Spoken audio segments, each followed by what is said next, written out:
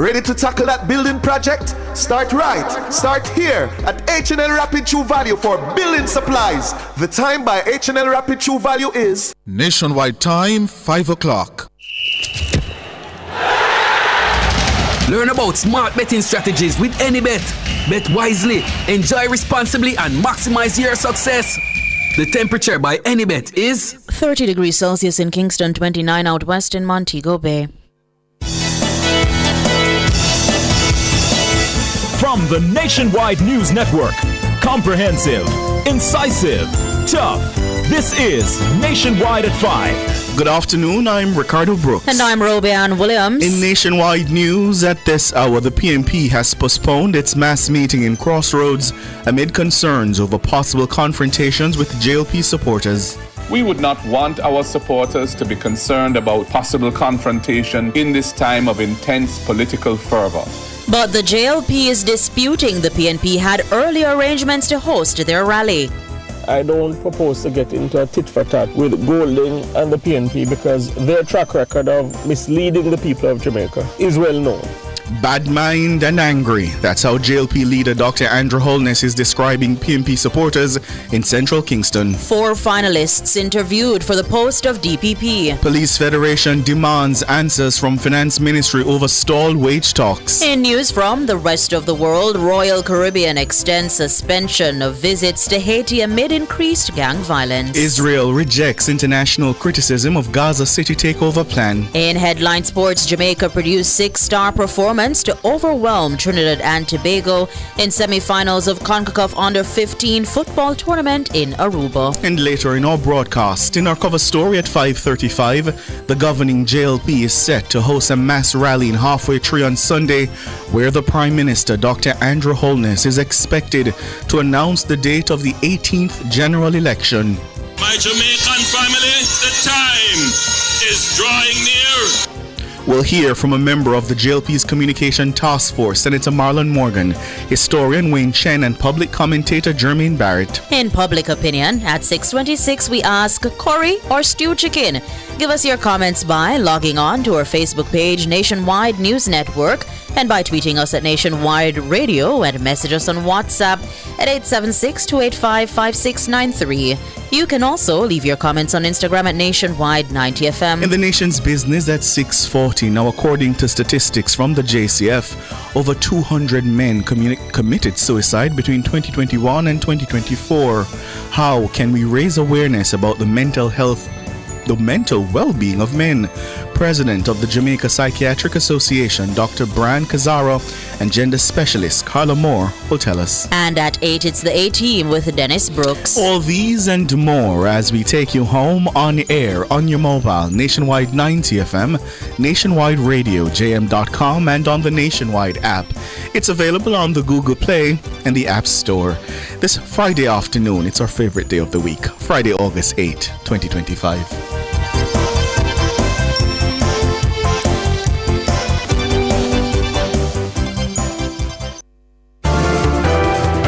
If it's news, it's got to be Nationwide 90 FM.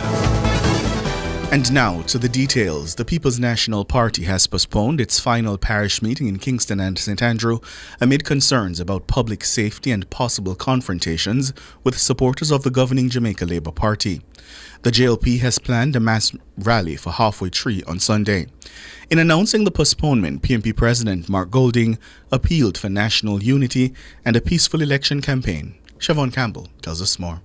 The PNP's Kingston and St. Andrew rally, originally set for Sunday, August 10 in Crossroads, was to follow a bus tour across the parish on Saturday, August 9. The event was intended to close out the party's island-wide mobilization campaign. According to the PNP, all necessary permits for the Crossroads rally were secured weeks ago. But in light of the JLP's rally, PNP President Mark Golding says they've decided to push back that meeting. The Jamaica Labour Party has decided to keep a rally on the same date in Halfway Tree, in the expectation that the JLP rally is to announce the date of the general election, something which we and the people of Jamaica have been calling for. We have decided to hold our meeting on a later date to be announced. The PNP says the Prime Minister's belated decision to stage his own political rally in nearby Halfway Tree created an unnecessary overlap that could place rival supporters in close proximity. The police had sought to assure Jamaicans that they would have been able to effectively man both rallies. But Mr. Golding says the PNP will not jeopardize public safety or overstretch police resources for the sake of what he describes as political theatre. We would not want our supporters to be concerned about possible confrontation in this time of intense political fervour, a potential risk that would be heightened with both parties having meetings on the same night relatively close to each other. I call on all Jamaicans to behave in a respectful and orderly manner and avoid any political confrontation so that we can have a clean and peaceful election. May God bless you all, and God bless Jamaica, land we love.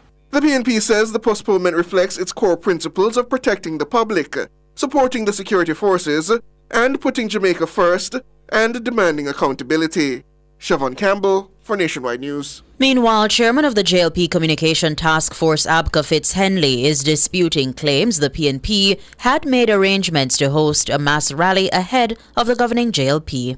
We take note of the statement from the opposition party suggesting that they have postponed their meeting in the interest of the public and that they had made arrangements prior to the Jamaica Labour Party concerning use of that locale. That is not our understanding of the facts, but I don't propose to get into a tit-for-tat with Golding and the PNP because their track record of misleading the people of Jamaica is well known. It's well known.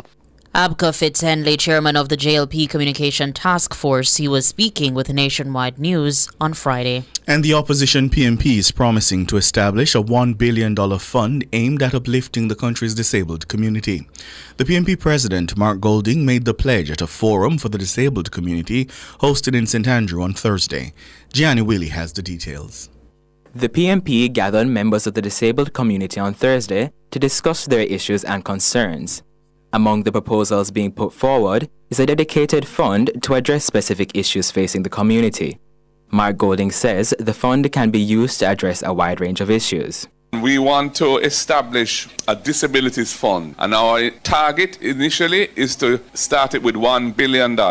And that fund is not to displace or replace the existing arrangements and budgetary allocations within government and government agencies that support persons with disabilities. It is supposed to be incremental, additional funding, but dedicated now to target specific issues facing persons with disabilities. So, for example, it could assist organizations that support and advocate for the rights of persons with disabilities. It could assist individuals who need assistive devices and aids to acquire those. Other things like fixing up sidewalks to make them traversable for persons who are in wheelchairs, and that kind of thing.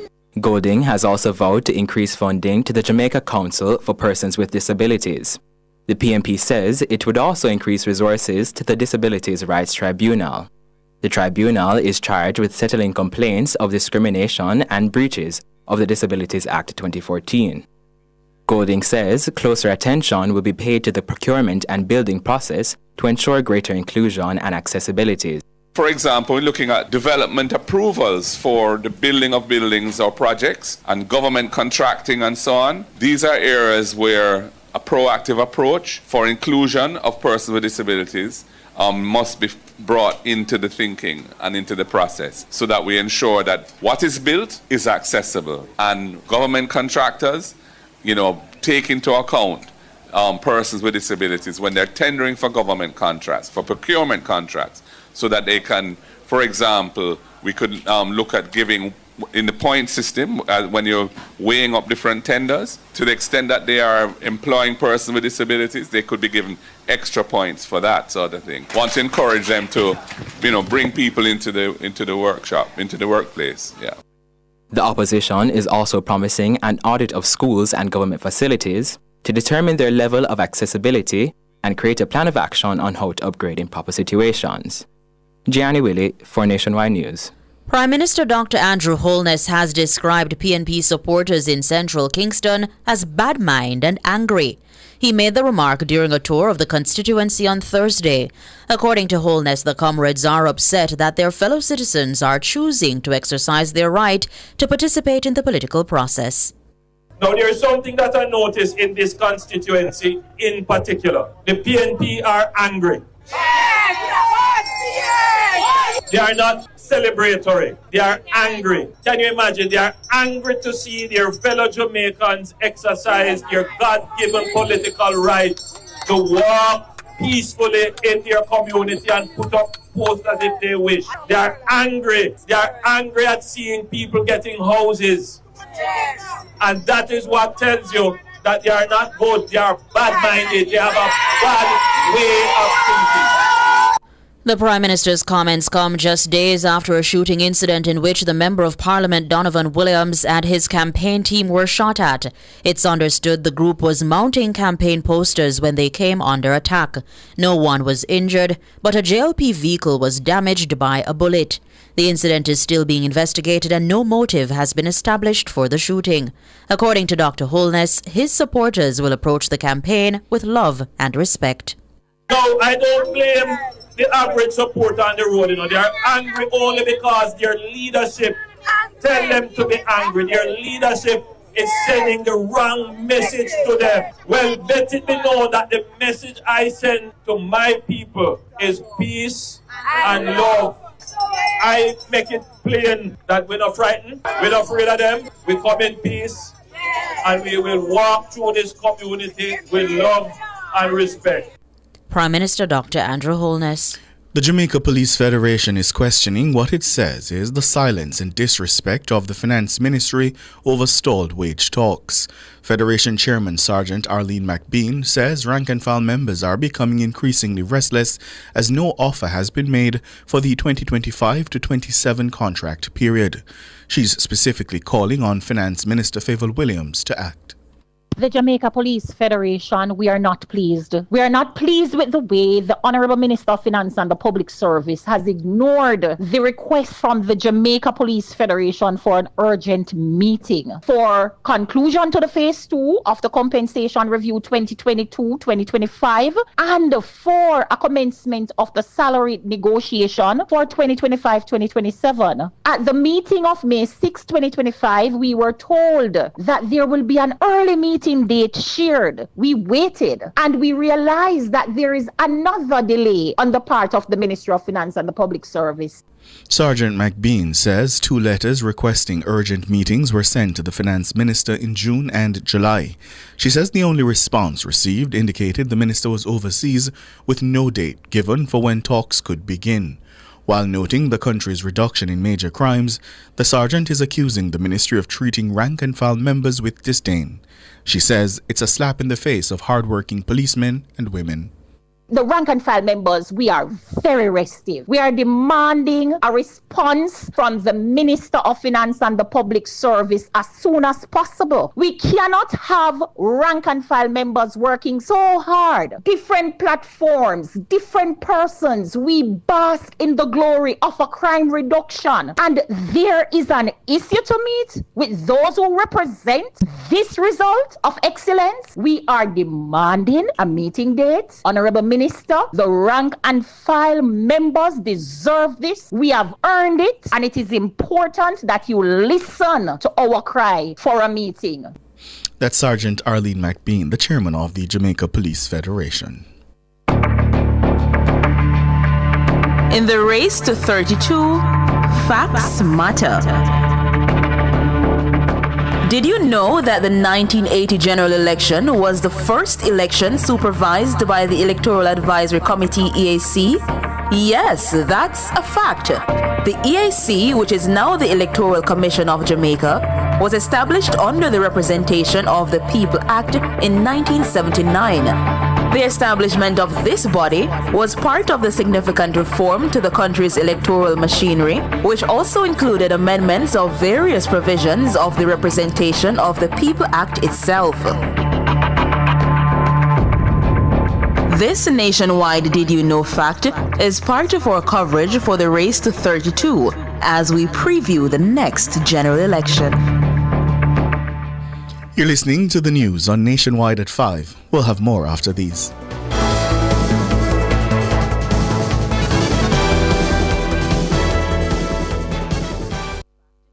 It's IQ Optical's sizzling summer sale. For this month only, get 50% off lenses when you purchase a frame. Kids get free lenses with a purchase of a frame. Make the intelligent choice with IQ Optical. Conditions apply. The time by IQ Optical is... It's 15 minutes after 5. Rentokil Initial offers air purification solutions with triple filtration and unique auto-sensing capabilities that neutralizes malodor and replaces it with clean air. Call Rentokil Initial at 926-4236 for more details. The temperature by Rentokil is 30 degrees Celsius in Kingston, 27 out west in Montego Bay.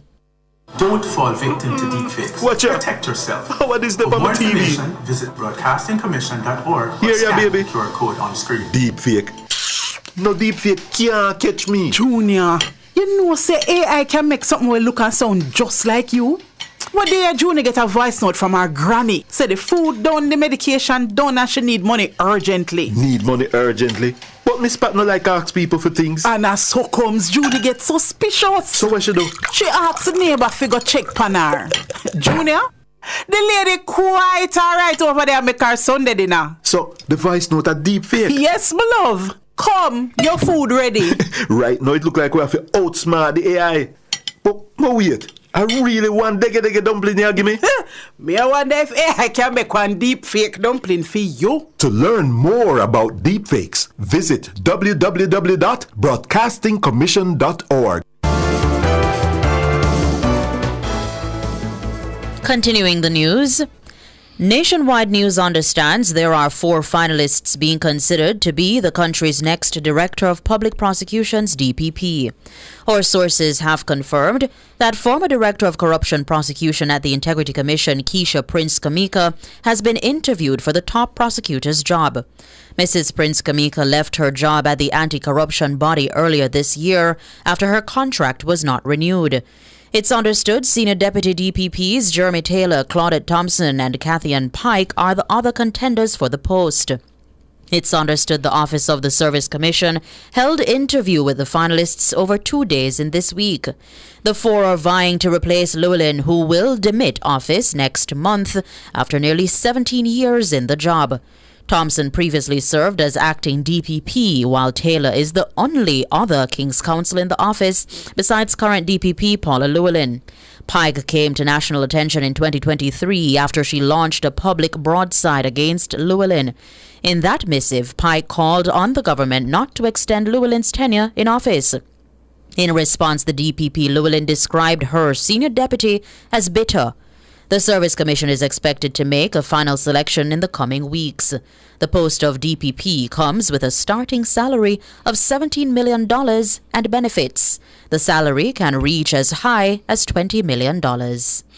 2 men who were arrested and charged in connection with the 2024 Cherry Tree Lane massacre are still in custody awaiting trial. This as the first anniversary of the massacre is approaching.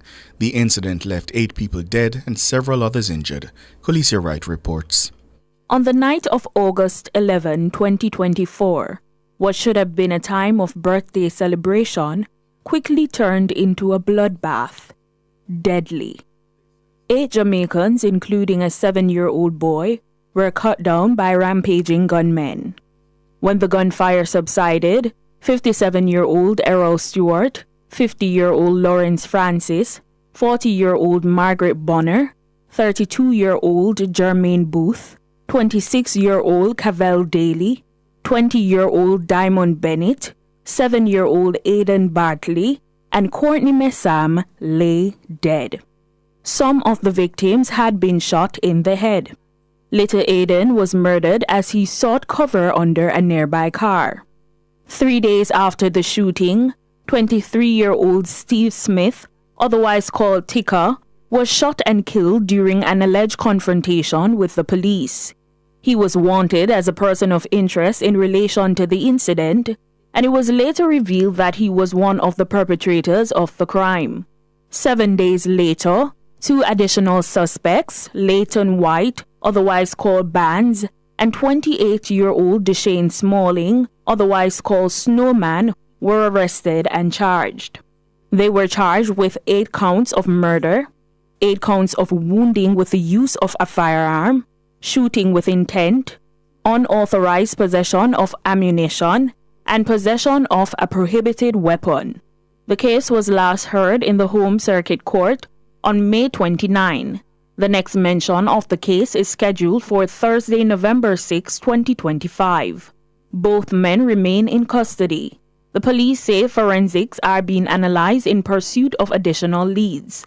The JCF is urging anyone with information that could assist in the investigation to call Crime Stop at 311, the National Intelligence Bureau at 811, or the nearest police station.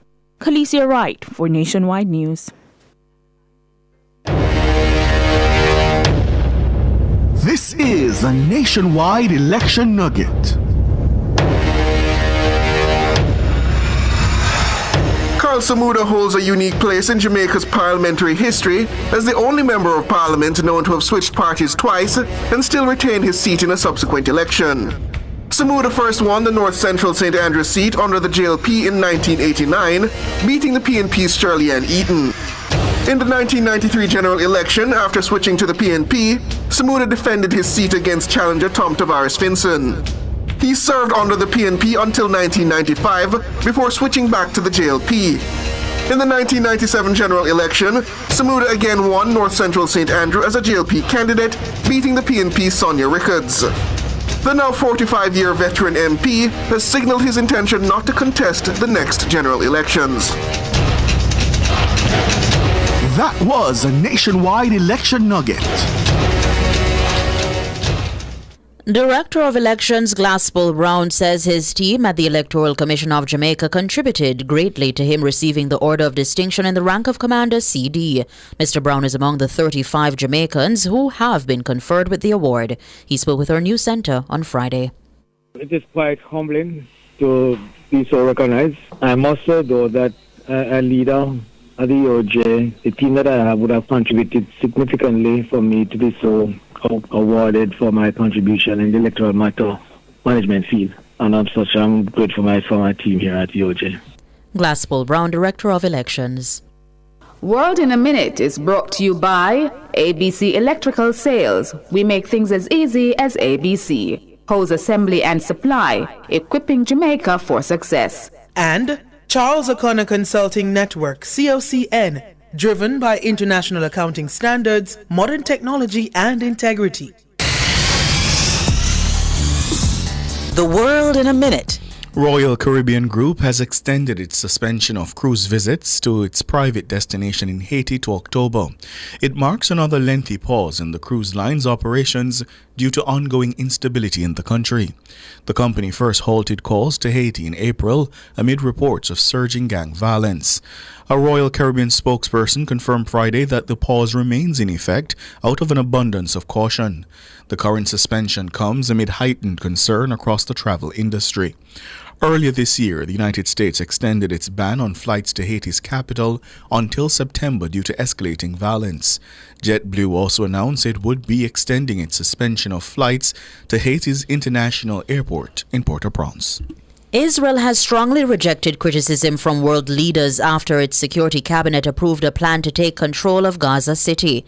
Defense Minister Israel Katz said countries that condemn Israel and threaten sanctions will not weaken their resolve. Israel's decision to expand its war in Gaza sparked condemnation from the UN and several countries, including the UK, France, and Canada. It also prompted Germany to halt military exports to Israel. The plan approved by the Israeli Security Cabinet listed 5 principles for ending the war.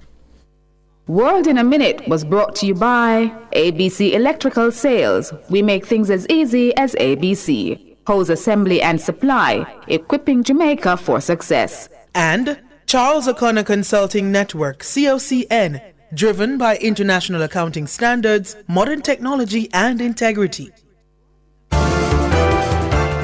Recapping the top stories making nationwide news at this hour, the PNP has postponed its mass meeting in Crossroads amid concerns over possible confrontations with JLP supporters. But the JLP is disputing the PNP had earlier arrangements to host their rally. 4 finalists have been interviewed for the post of DPP. The Police Federation demanding answers from the Finance Ministry over stalled wage talks. I'm Ricardo Brooks. And I'm Robianne Williams. Listeners, you can find the news on our website at nationwideradiojm.com and on the Nationwide app. It's available on the Google Play and the App Store. News next, the headlines at 6.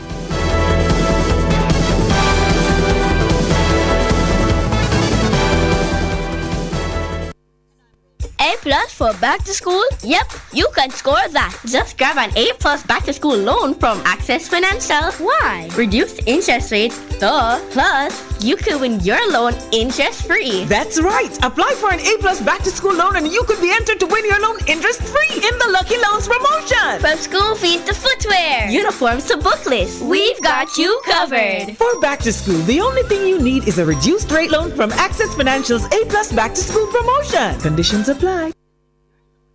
Sports at 5 is brought to you by Total Tools. Total Tools, every tool, every trade.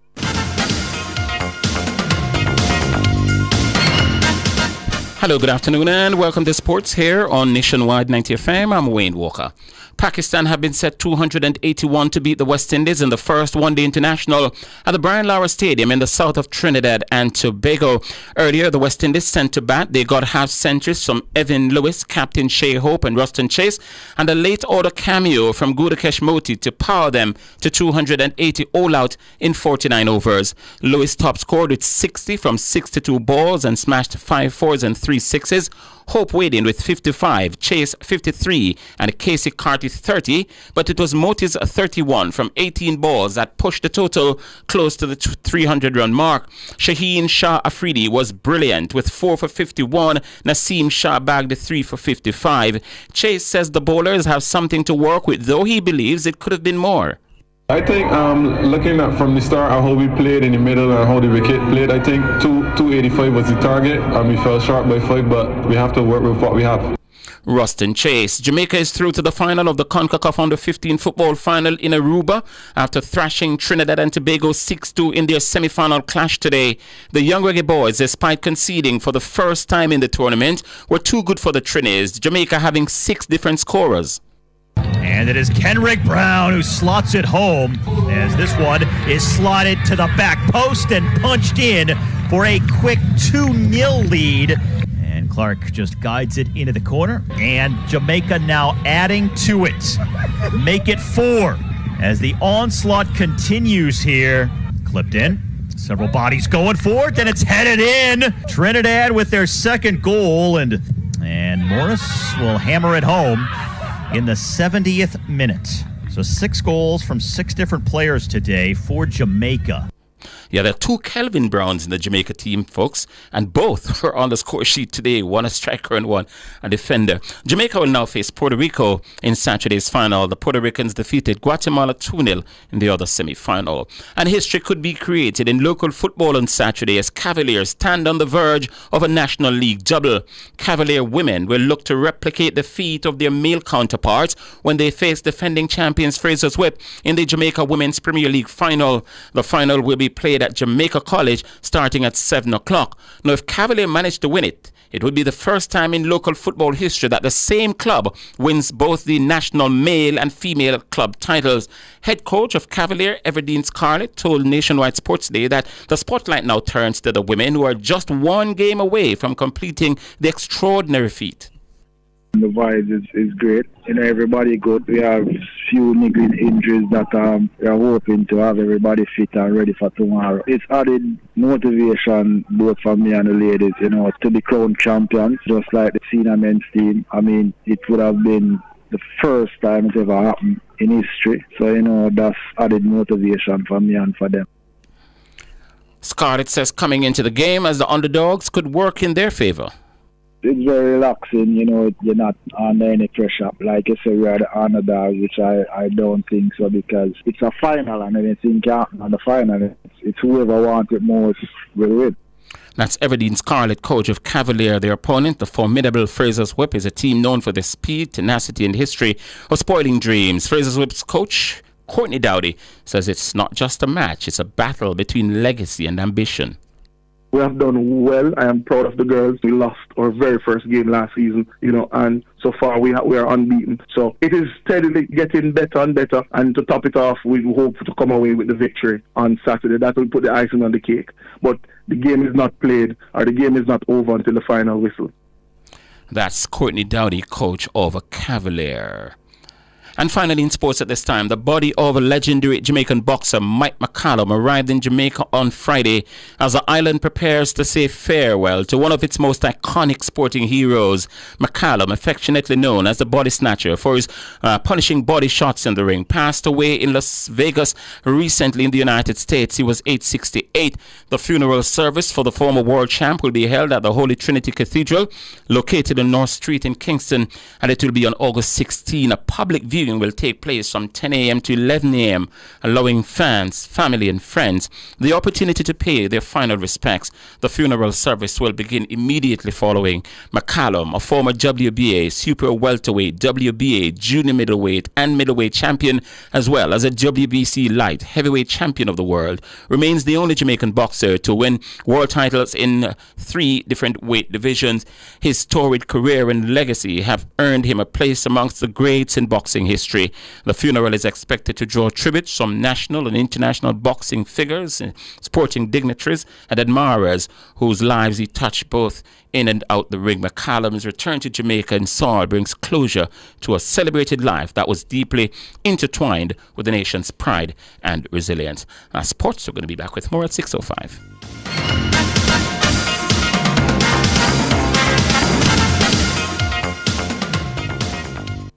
Sports at 5 was brought to you by Total Tools. Total Tools, every tool, every trade. Cubby's Baby Wipes is ideal for your baby's delicate skin, infused with vitamin E and aloe vera, and available for home or on the go. The time by Cubby's Baby Wipes is 5:31. From Kingston to the world, from Montego Bay to new adventures, and from Ocherias to endless possibilities. Wherever you're headed, we will proudly take you there. Jamaica's Airport, your global gateway. The temperature brought to you by the Airports Authority of Jamaica is 30 degrees Celsius here in the nation's capital, Kingston. It's 27 in the western city, Montego Bay. GPS, keep it cool, keep it cool. Summertime hot, but we have all the tools. Keep it cool, keep it cool. Enough ways to see it, you just have to choose. Stay out of the fridge, just use a igloo. Remember your Kisco ice and the juice. The fan AC combo, yeah, I hit that. AC for a bit, then a fan after that. Keep it cool, keep it cool. This summer JPS have all the tools. Keep you cool with JPS. Download the JPS app today. Now, PrEP makes it so easy. One pill before you link, prevent HIV. PrEP makes it so easy. One pill before you link, prevent HIV. You wanna do your thing with your queen or your king? Or I get a little frisky that make you flex risky. PrEP, are you extra bucketed? To help you stay HIV negative. PrEP makes it so easy. One pill before you link, prevent HIV. PrEP tablets available at your clinic from the Ministry of Health and Wellness. Paying bills just got easier. With Evolve Bill Pay, the new bill payment service by Supreme Ventures, you can settle your light, water, telephone, and internet bills at over 180 Supreme Ventures locations island-wide, right where you live and shop. Pay, play, and go with Evolve Bill Pay. Evolve Bill Pay. Fast, easy, right round the corner. The following is a paid announcement by the Jamaica Labour Party. All roads lead to Halfway Tree Square this Sunday, August 10, 4 p.m. for the Jamaica Labour Party mass rally. Main address comes from Prime Minister and Party Leader, Dr. the Most Honorable Andrew Holness. Back to back, JLP River come down. Mass rally, Halfway Tree Square this Sunday, 4 p.m. We choose Jamaica. See you there. The proceeding was a paid announcement by the Jamaica Labour Party. You hear, say nationwide back to school fair get pushed back to August 23? What? Push back? Lord, man, me need ready if you go Harmony Beach Park, you know. Yeah, man, but them push it back to make it bigger and better. More vibes, more giveaways, and more things for everybody enjoy. So tell me something, the book swap still go on? Yes, man. Still bring the books the kids don't need, and them can swap it for the ones them can use. Plus, them are gonna have health screening, school supplies to buy, banks and location, and enough giveaways. Alright, me like the sound of that. But anything else I want? Then no must. Me here say them have domino tournament, scavenger hunt, and beer things for the whole family. So make sure you register. Register? So how me have to go register now if we go in if it's free? Because Once you register, you automatically get entered to win the grand prize in the special raffle. Me have to go call up some of my friends them cause we can't miss this. So tell me now, what the new date? August 23, same place, Harmony Beach, Montego Bay, from 10 a.m. to 6 p.m. Nationwide 90 FM's Back to School Fair. Bigger, better, and full of vibes.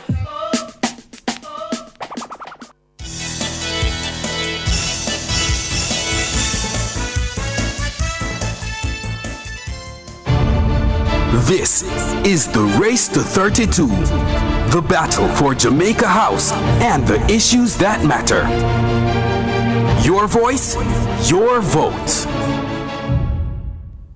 Good afternoon to you. Thank you so much for joining us here on Nationwide at 5 for this hopeful Friday. Reunited, and it feels so good. You're not in reunited, yes. You're not here. I prepared for the hug, and I opened the studio and I didn't see you. I can get. You have a virtual hug. All right. Yes. How are you, Prof? I am fair to find with intermittent showers, giving thanks, and Sunday is not as heavy as we had expected it to be, and we are grateful. All right.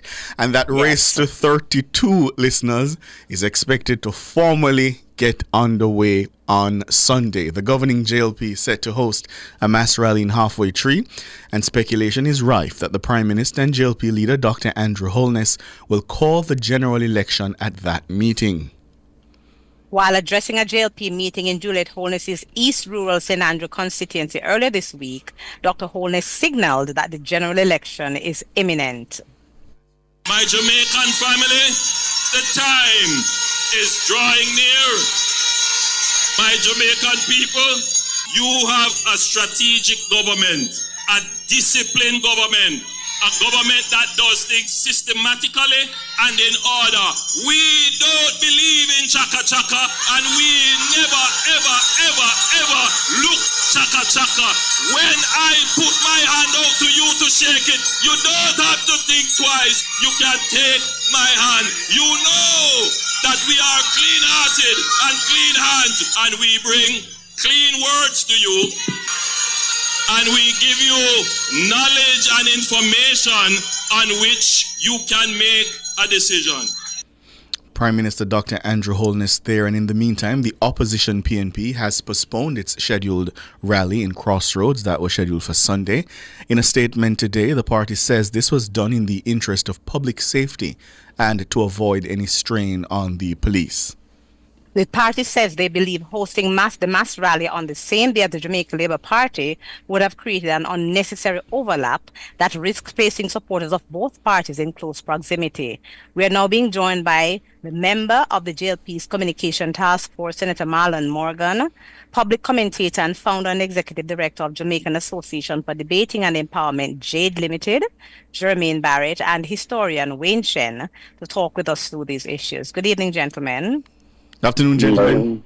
Good evening, everyone. Good evening to your listeners. Thank you so much for joining us. Marlon Morgan, let me start with you. All eyes will be on the Prime Minister on Sunday. What can we expect? Well, you can expect a well-organized meeting, a meeting that is on point, in keeping with the traditions of the Great Jamaica Labour Party and how we have been conducting ourselves in this campaign. Indeed, the Labourites are in a jubilant and celebratory mood. The Prime Minister underscored precisely this when we took to the streets in central Kingston just last afternoon. You get a clear sense that the country is on election watch. It is very likely that there will be something big happening at that meeting on Sunday. The Prime Minister is the one who makes the determination as to when the country goes to the poll. But suffice it to say, Labourites are upbeat, and they are upbeat in particular because they are supporters of a government that has been performing and has been delivering admirably for the people of Jamaica. And Wayne Chen, you've seen a lot of these something bigs that Marlon speaks to. He went just up to the line there, and then he remembered that the prerogative belongs to the Prime Minister, and he walked back. Yes, but Wayne Chen, yes. You've seen a lot of those these meetings. For younger listeners who will be watching perhaps for the first time an election call and paying attention to it, take us back. What have these meetings historically been like? We have had a tradition of, Jamaica, we take it for granted. But as a developing country, Jamaica is one of a very small handful. I could perhaps count Trinidad and Tobago, who got independence on the 31st of August, 3 weeks after us in 1962. But certainly going back to 1944, the only other countries in the world that have had an unbroken, among developing countries, that have had an unbroken run of elections would be Jamaica, Costa Rica, arguably Trinidad and Tobago, and arguably India. So it's down to fewer than half dozen countries in the world. It has, as we know, Jamaica has gone through phases of turbulence. We had phases of very high electoral violence. The fact that we have large motorcades, large rallies now, and with not much in a hint of violence, speaks to how we have matured as a people, and it's not something to take for granted. But going back to the eras of the mass rallies, I came of age in the late 1960s, early 1970s, and I remember the 1972 campaign around Michael Manley and the charisma of Michael Manley and Better Must Come, and the huge motorcades going across the country. But I also remember 150,000 strong can't be wrong in 1980, the huge rally at Sam Sharp Square.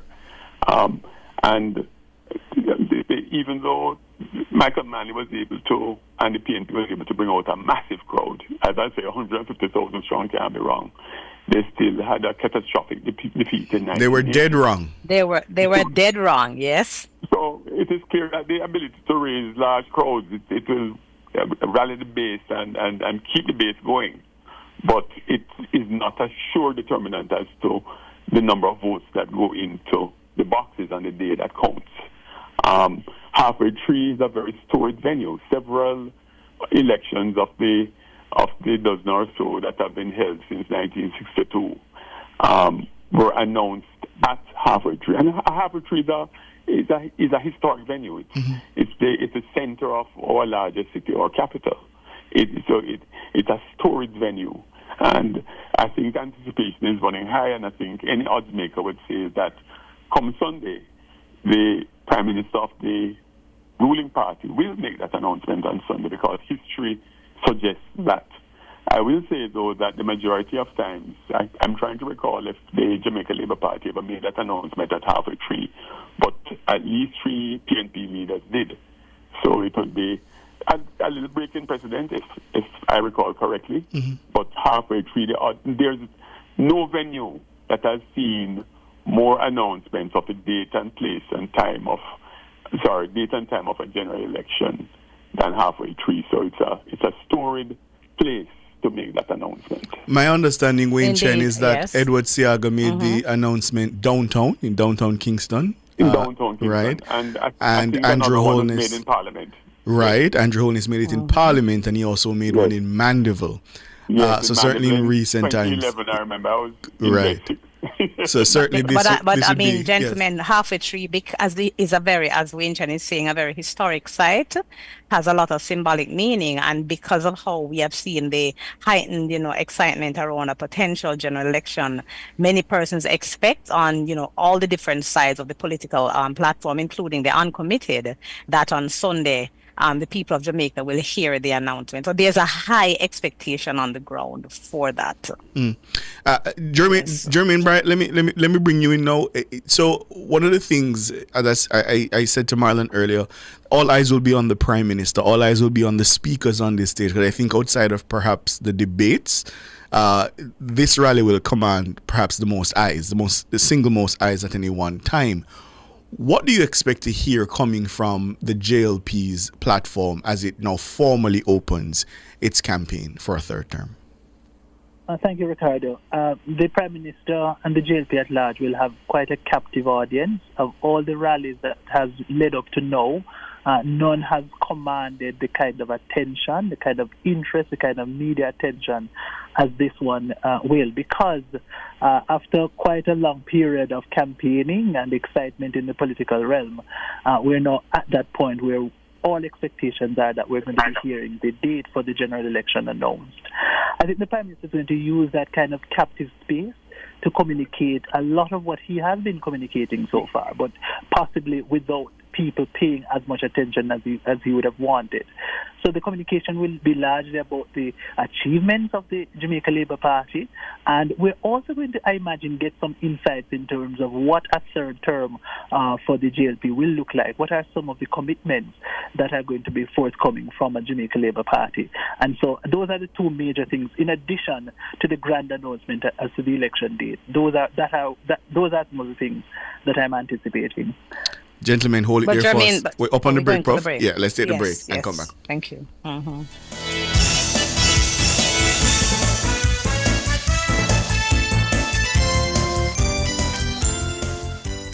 Clear your barrels and personal shipments with ease and convenience. Request a customs contactless clearance today through CCP at jca.gov.jm.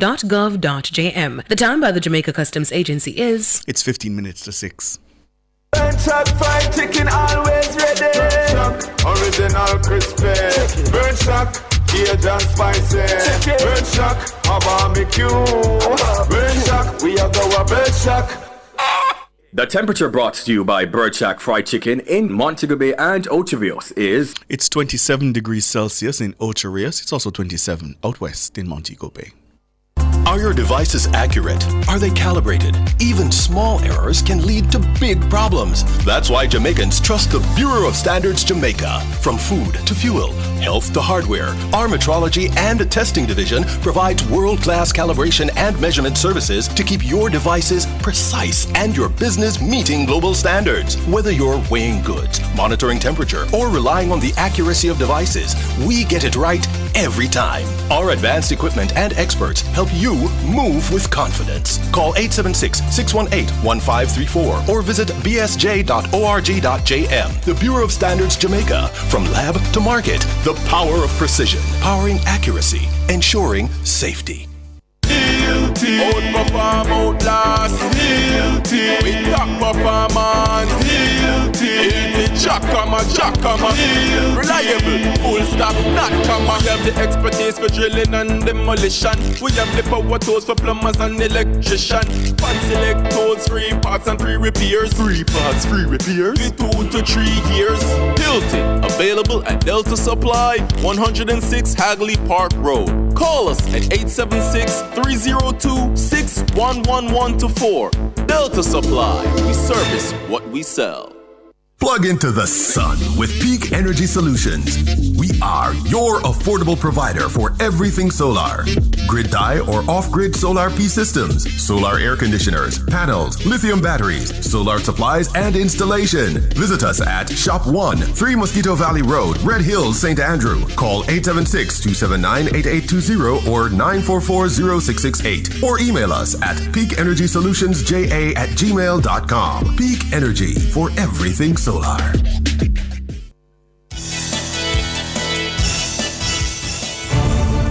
This is the Race to 32, the battle for Jamaica House and the issues that matter.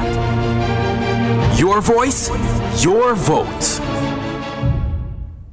32, that's the magic number on election night. The party that hits it first will form the next government of Jamaica. All eyes are set to be turned to Halfway Tree Square on Sunday, where the Prime Minister and JLP leader, Dr. Andrew Holness, is widely expected to name the date of the country's 18th general elections. We have with us a member of the JLP's Communication Task Force, Senator Marlon Morgan, public commentator and the executive director of JADE, Jermaine Barrett, and historian Wayne Chen. Prof? Yes, before the break, I wanted to speak a little bit about something that has colored the announcement of this meeting coming on Sunday. The kind of, toss up between the People's National Party having planned a mass rally at Crossroads and the Jamaica Labour Party also having planned a mass rally at Halfway Tree. Many persons on the ground were concerned about it. Persons were putting measures in place to sort of be off the streets because of potential connections that may not be positive. So I'm throwing the question out, and I want Jermaine, as the younger person in the room, I think, to respond. What, in your opinion, has this tussle up leading to the date, which has been resolved today, as we have heard? What, if any, impact has it had on the visibility of the meeting that is set for Sunday by the Jamaica Labour Party? Well, no, all eyes are turned to that particular meeting, the meeting, by the JLP. And I think it is also good, not because of that, but more because it casts aside a lot of concerns that many Jamaicans would have had, myself included, that despite the assurances of the security forces, two effectively mass meetings converging close to each other is a recipe for disaster. Even if it is that the police can assure safety and security at the venues, which is a task in and of itself, the roads leading to either venue is going to be fraught with all sorts of chaos and confusion. And, at a time when we've seen the political environment becoming rather challenged, posters being destroyed, damaged, defaced, and, finger pointing from either side to the other, it does create an atmosphere of tension. And I can imagine that with the elections looming so close, and the fact that, you have the bases, the partisans charged, it is nigh impossible for any security force, as great as the Jamaica Constabulary Force is, to prevent the odd occurrence and the odd incidents that may very well besmirch the whole flow of the elections and the energy that would ensue. So I'm happy. I think it's a mature decision on the part of the People's National Party, motivated by, I'm not sure what. I mean, they've told us why, but, there are allegations on the JLP that is not the real reason. Nevertheless, I think it's good that we have had one party stepping back and giving the floor and the platform to the other party to have their moment, while I imagine they will be calibrating for a response thereafter. Whenever they decide to host that big meeting. Senator, let me hear you on something, because a lot of people have been saying, look, the JLP is now revving up, and I see the YouTubers saying that the machinery is roaring now. But in reality, that roar will have to, subside round about September 3, September 4. So we have about a month, in which the JLP will have to crisscross the country, an intense campaign. The People's National Party has been doing it for quite some time now. And I wanted to get your sense of the readiness of your machinery to execute in a very coordinated way, because you'll have to have a very, very disciplined campaign. Well, absolutely, Ricardo. The truth of the matter is, in any campaign, certainly one that is intent on being successful, there are a number of elements that have to come together. And so the election day itself is largely the culmination of a number of activities that would have precipitated that, not least being one's canvassing, energizing of your base in terms of party workers in particular, the training of those workers, the hammering out of your messaging. You will appreciate that though the PNP on aggregate now has been in opposition for some 9.5 years, going 10 years, they have still not been able to put together airtight, credible, coherent and compelling alternatives to what we're doing as government. Whenever Damian Crawford, for example, comes out and seeks to espouse something, he has to pull back in right away because it is half-baked, not properly thought through, and simply not credible. There are a number of things that they have placed on the table. When you consider the costing, it would certainly imperil the fiscal fortunes of the country at this point, which is still delicately poised.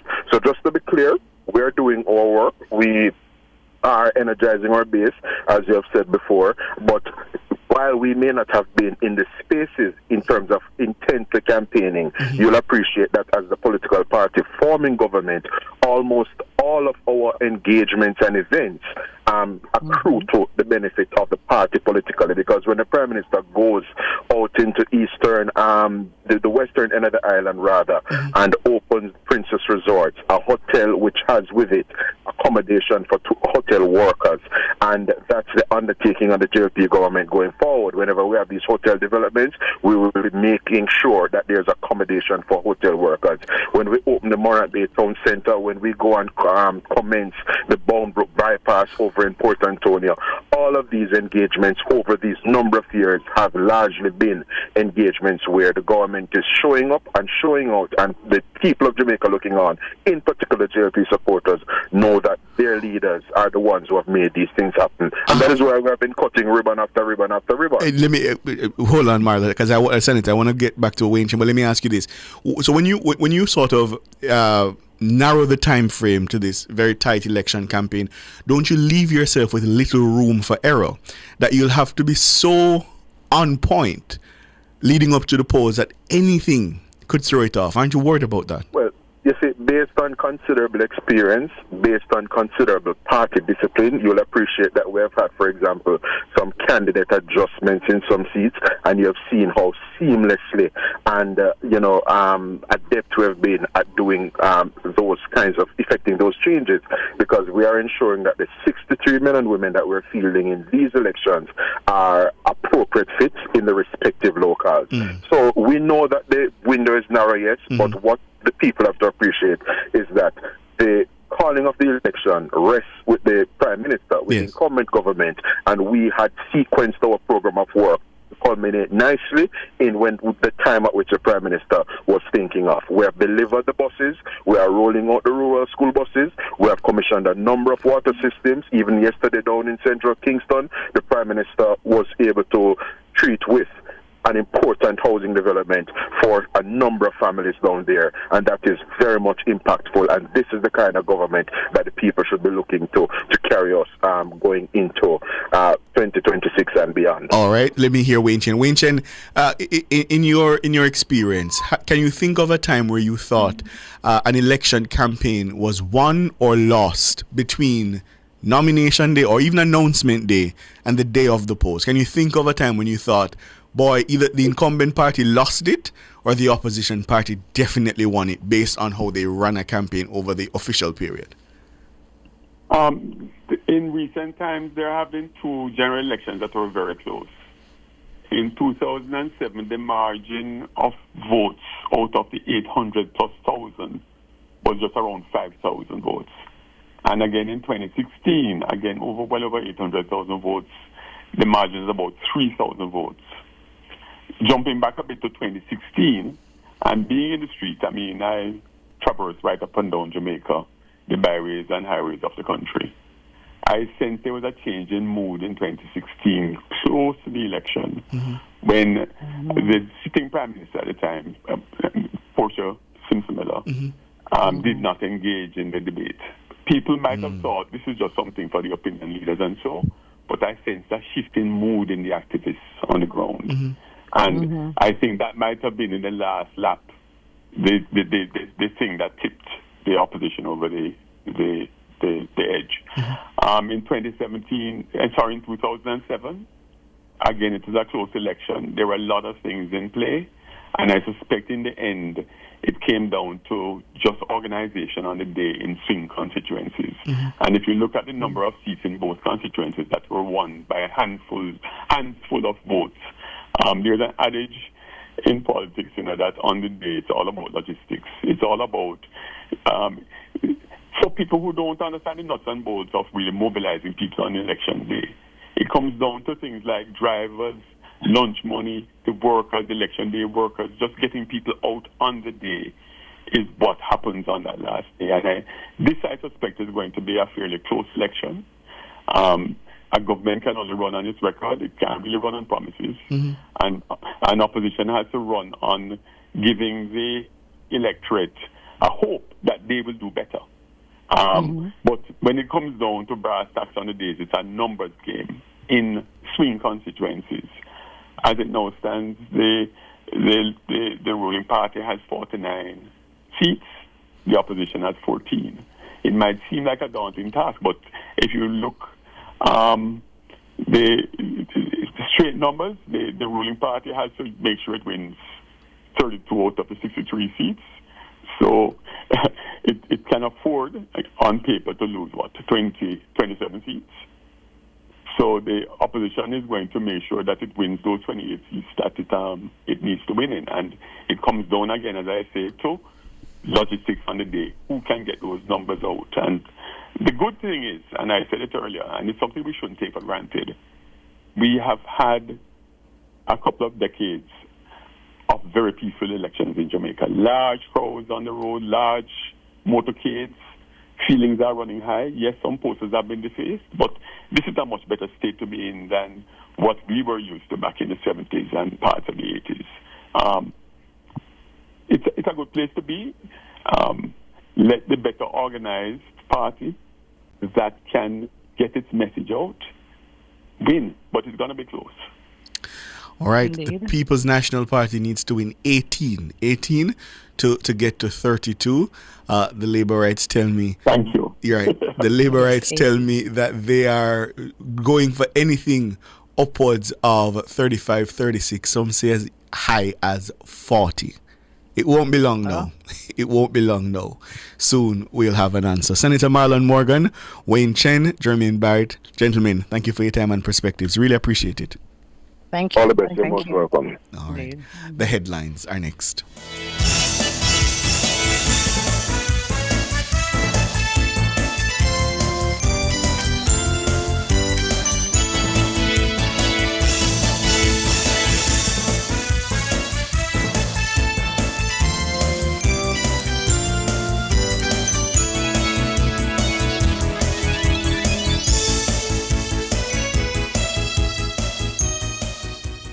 The time brought to you by Guardian Life. Live secure, live easy is 6 o'clock.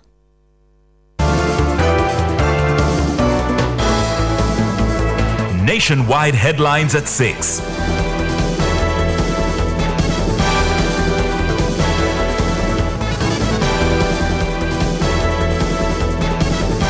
Good evening with the headlines at 6. I'm Shalois Michael.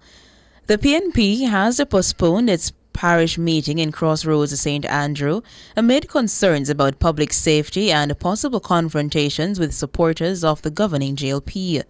Party President Mark Golding provided the update in a media release on Friday.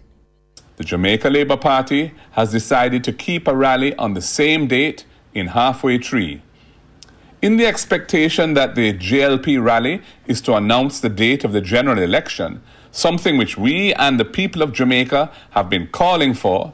We have decided to hold our meeting on a later date to be announced. The PNP says the Prime Minister's belated decision to stage his own political rally in nearby Halfway Tree created an unnecessary overlap that could place rival supporters in close proximity. Golding says the PNP will not jeopardize public safety. We would not want our supporters to be concerned about possible confrontation in this time of intense political fervor, a potential risk that would be heightened with both parties having meetings on the same night relatively close to each other. I call on all Jamaicans to behave in a respectful and orderly manner and avoid any political confrontation so that we can have a clean and peaceful election. May God bless you all, and God bless Jamaica, land we love. Mark Golding, a PNP president. Meanwhile, the chairman of the JLP Communication Task Force, Senator Abka Fitz-Henley, is disputing claims the PNP had made arrangements to host a mass rally ahead of the governing JLP.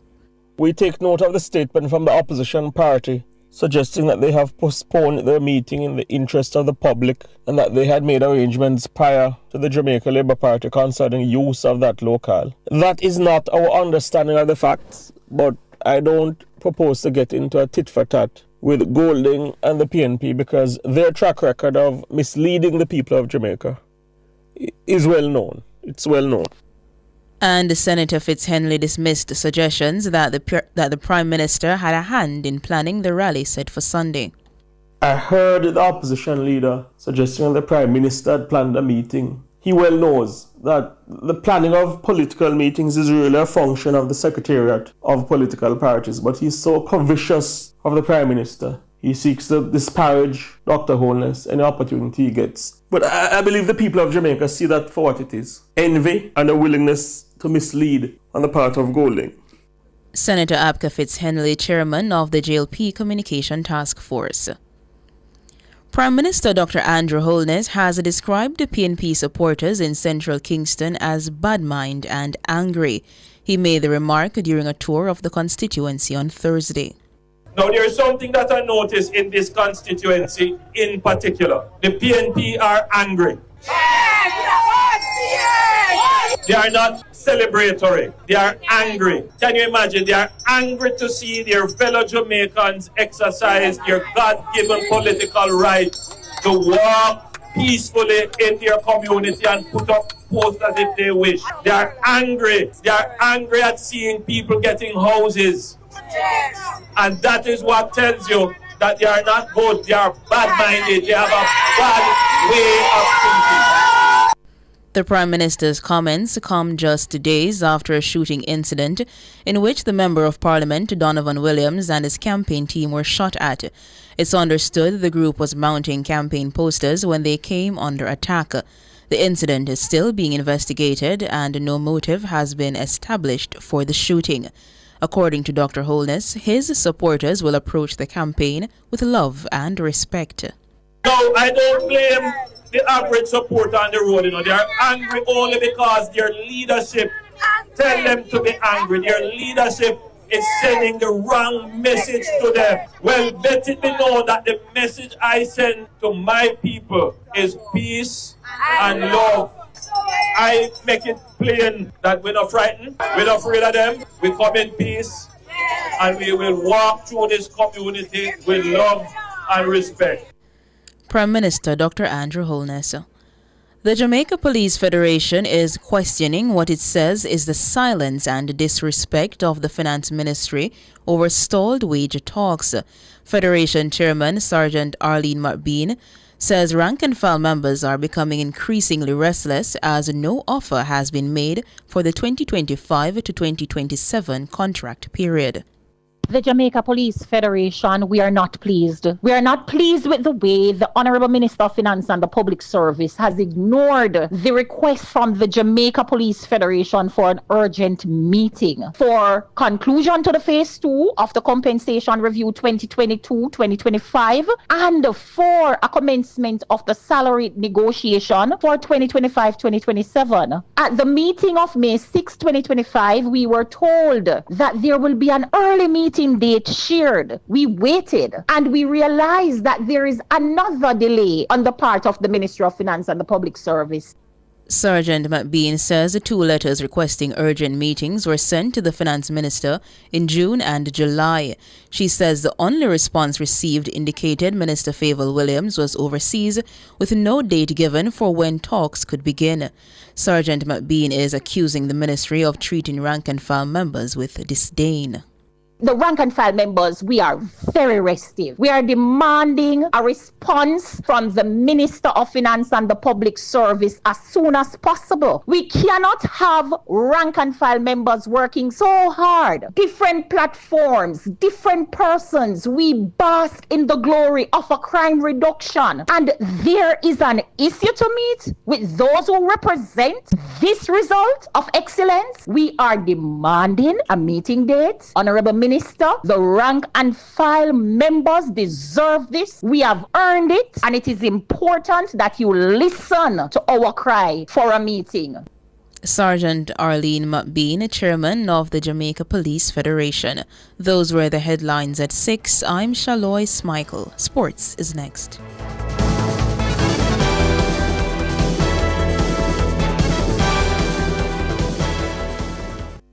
The National Land Agency will distribute titles under its systematic land registration program for residents of St. Elizabeth and Manchester from June 30 to August 29, 2025 at the Junction Guest House, Junction, St. Elizabeth. You will need your government-issued ID to collect your title. For more information, contact the National Land Agency at 876-750-5263 or 876-946-5263. The National Land Agency, one goal. Truth is, HIV affects everyone. Truth is, avoiding care leads to a weaker immune system. That means you could get really sick. The truth is, the hardest pill to swallow isn't the medication. It's the problems that follow when you don't take them. Let's get through this together. Remain in care. You can live life to the fullest with HIV. And that's the truth. A message from the Ministry of Health and Wellness.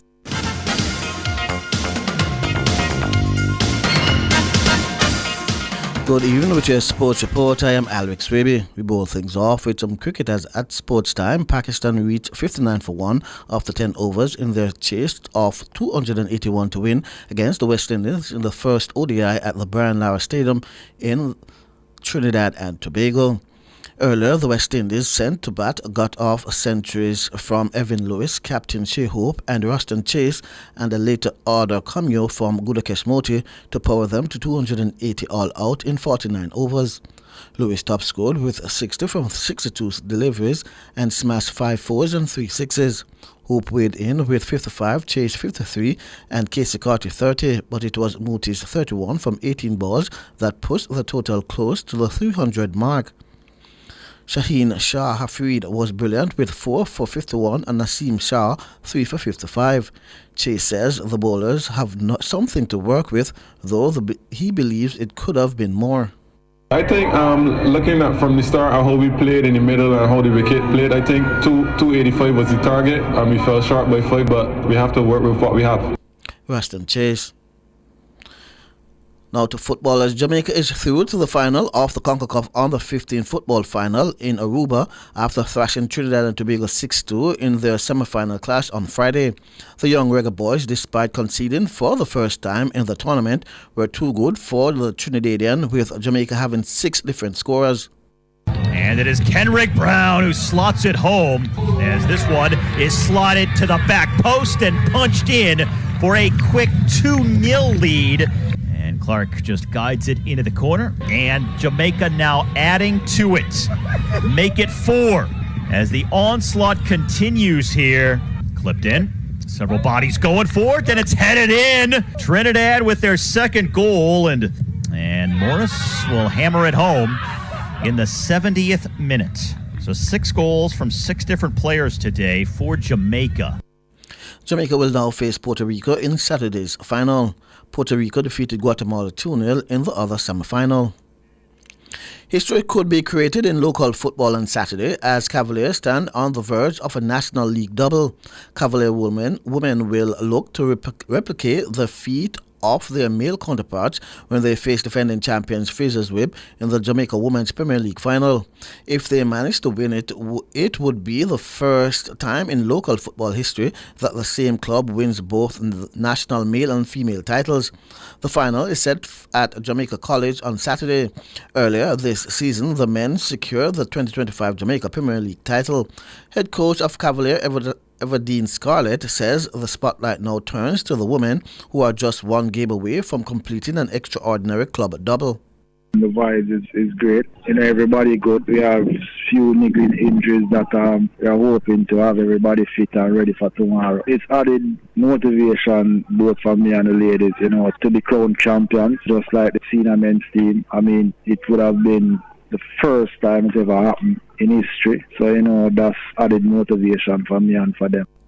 Scarlett says coming into the game as the underdogs could work in their favor. It's very relaxing, you're not under any pressure. Like I said, we are the underdogs, which I don't think so, because it's a final and anything can happen on the final. It's whoever wants it most will win. Their opponents, the formidable Fraser's Whip, is a team known for their speed, tenacity and history of spoiling dreams. Fraser's Whip coach Courtney Dowdy says it's not just a match, it's a battle between legacy and ambition. We have done well. I am proud of the girls. We lost our very first game last season, and so far we are unbeaten. So it is steadily getting better and better. And to top it off, we hope to come away with the victory on Saturday. That will put the icing on the cake. But the game is not played, or the game is not over until the final whistle. Courtney Dowdy. Now, President of the Jamaica Football Federation, Michael Ricketts, revealed to Nationwide Sports that head coach of the senior men's team, Steve McLaren, is looking to add at least 4 new players to the squad ahead of the final round of qualification of the 2026 FIFA World Cup. We would have some intense discussion on some players that he is in fact looking at. There are 4 players in particular that he seems quite keen on getting. The Reggae Boys, ranked 70th in the world, will kick off their final round of qualification on September 5 when they face Bermuda away. The team will return home to lock horns with Caribbean rivals Trinidad and Tobago at the National Stadium on September 9.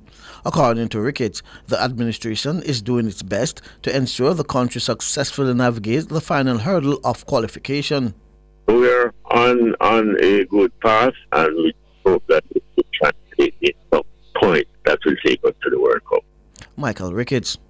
Now, head coach of Harbourview FC, Bijan Thomas, says he will not be active in the transfer market ahead of the 2025-26 Rio Never Jamaica Premier League season.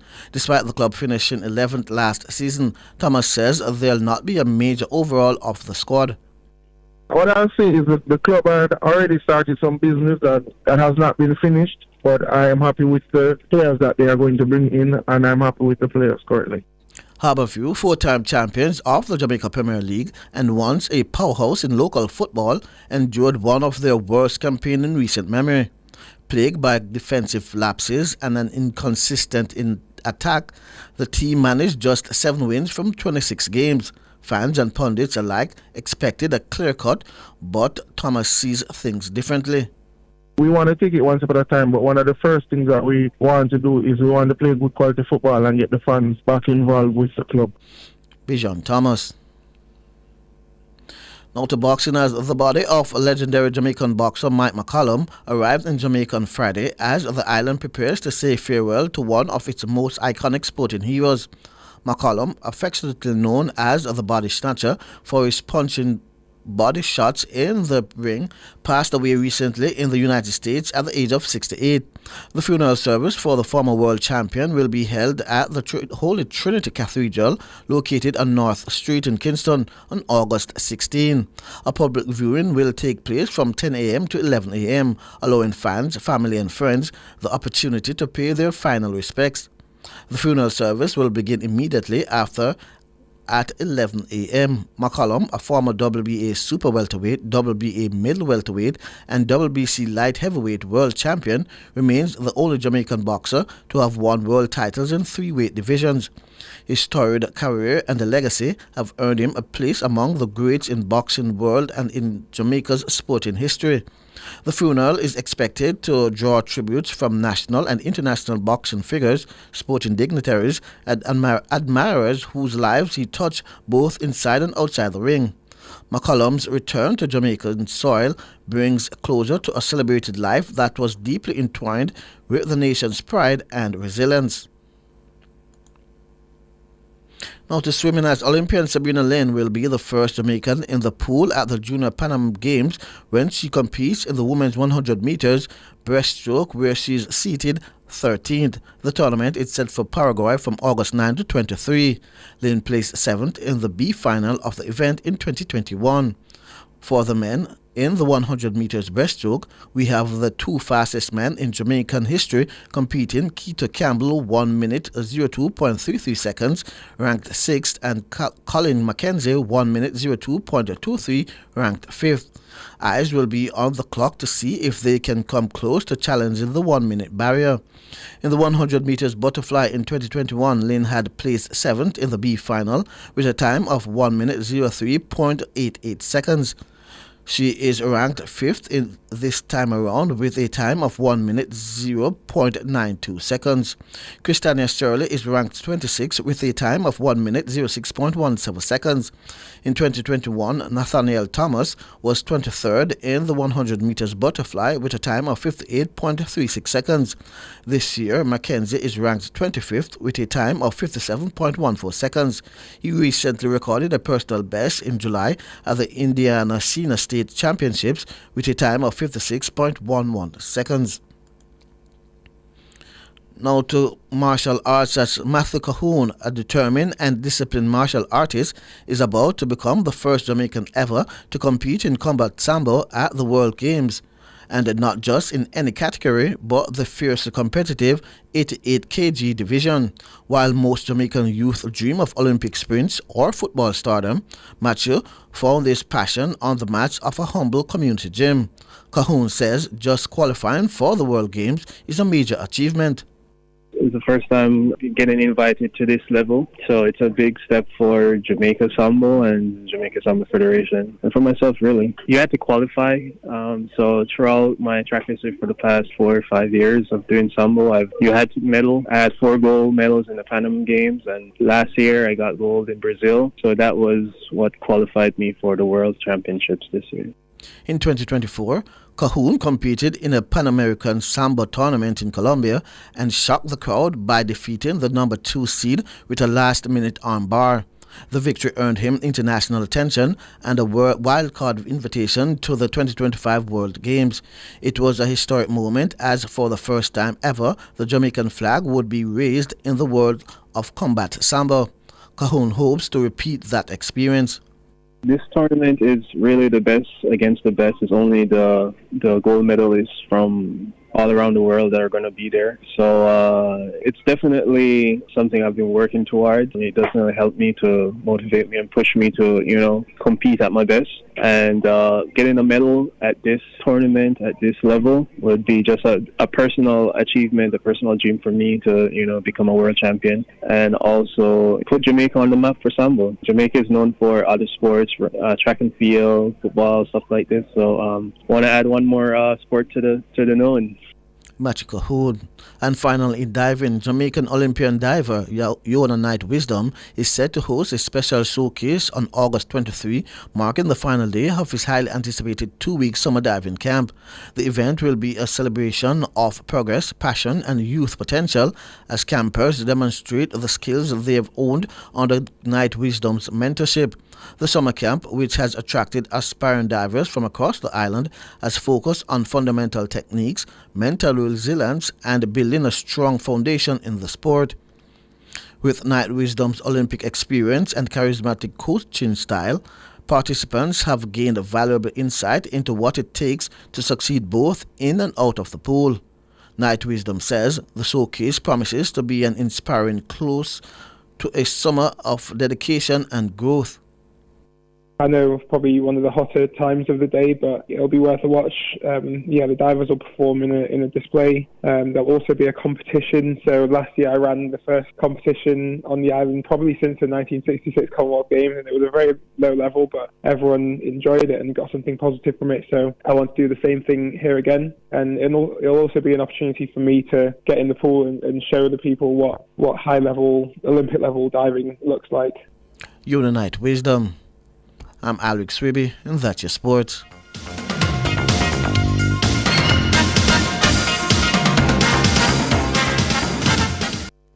For all your scales and food processing equipment, call Advanced Scales and Equipment Limited at 876-968-9612-5. The time by Advanced Scales and Equipment Limited is 6:22. For all your electrical needs, visit ABC Electrical Sales. They stock a wide variety of electrical supplies including plugs, switches, panel boards, and conduits, plus energy-saving fixtures. ABC Electrical Sales stocks brands like GE, Siemens, Philips, Cutler Hammer, and Allen Bradley. They also offer free island-wide delivery just to suit your needs. Visit them at Shop 8, Hagley Park Plaza, Kingston 10, or call 876-754-3714-5 or 876-754-3825-8. ABC Electrical Sales, for a better choice in the electrical business. Getting ready for school is as easy as KB. Shop at Kingston Bookshop between July 14 to September 6, 2025 for your chance to win big in our back-to-school promotion. Spend just $5,000 before GCT, shop online or in-store, and you could win $150,000 in cash, an HP laptop, or a Samsung Galaxy Tab A9. It's back to school the easy way, only at KB. Authorized under Section 58.3 of the Betting, Gaming and Lotteries Act. Not a mercy.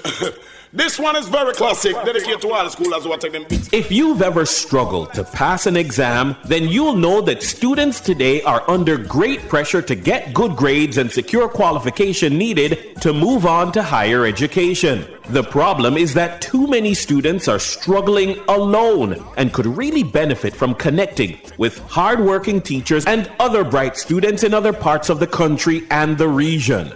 Join me, Dennis Brooks, this and every Friday evening from 8 to 9, with a repeat on Saturday morning from 8 to 9. For the A-Team, a study group on radio, my team of teachers, students, and experts will break down the syllabus, giving you information, tips, and past paper questions that will help you get top grades in your upcoming exams. Follow us on Facebook Live and on Twitter and be a part of the community. It's the A-Team, Fridays at 8 p.m. with a repeat at 8 o'clock on Saturday morning. It's your free extra class on radio and social media. And it's right here on Nationwide 90 FM, the revolution in media.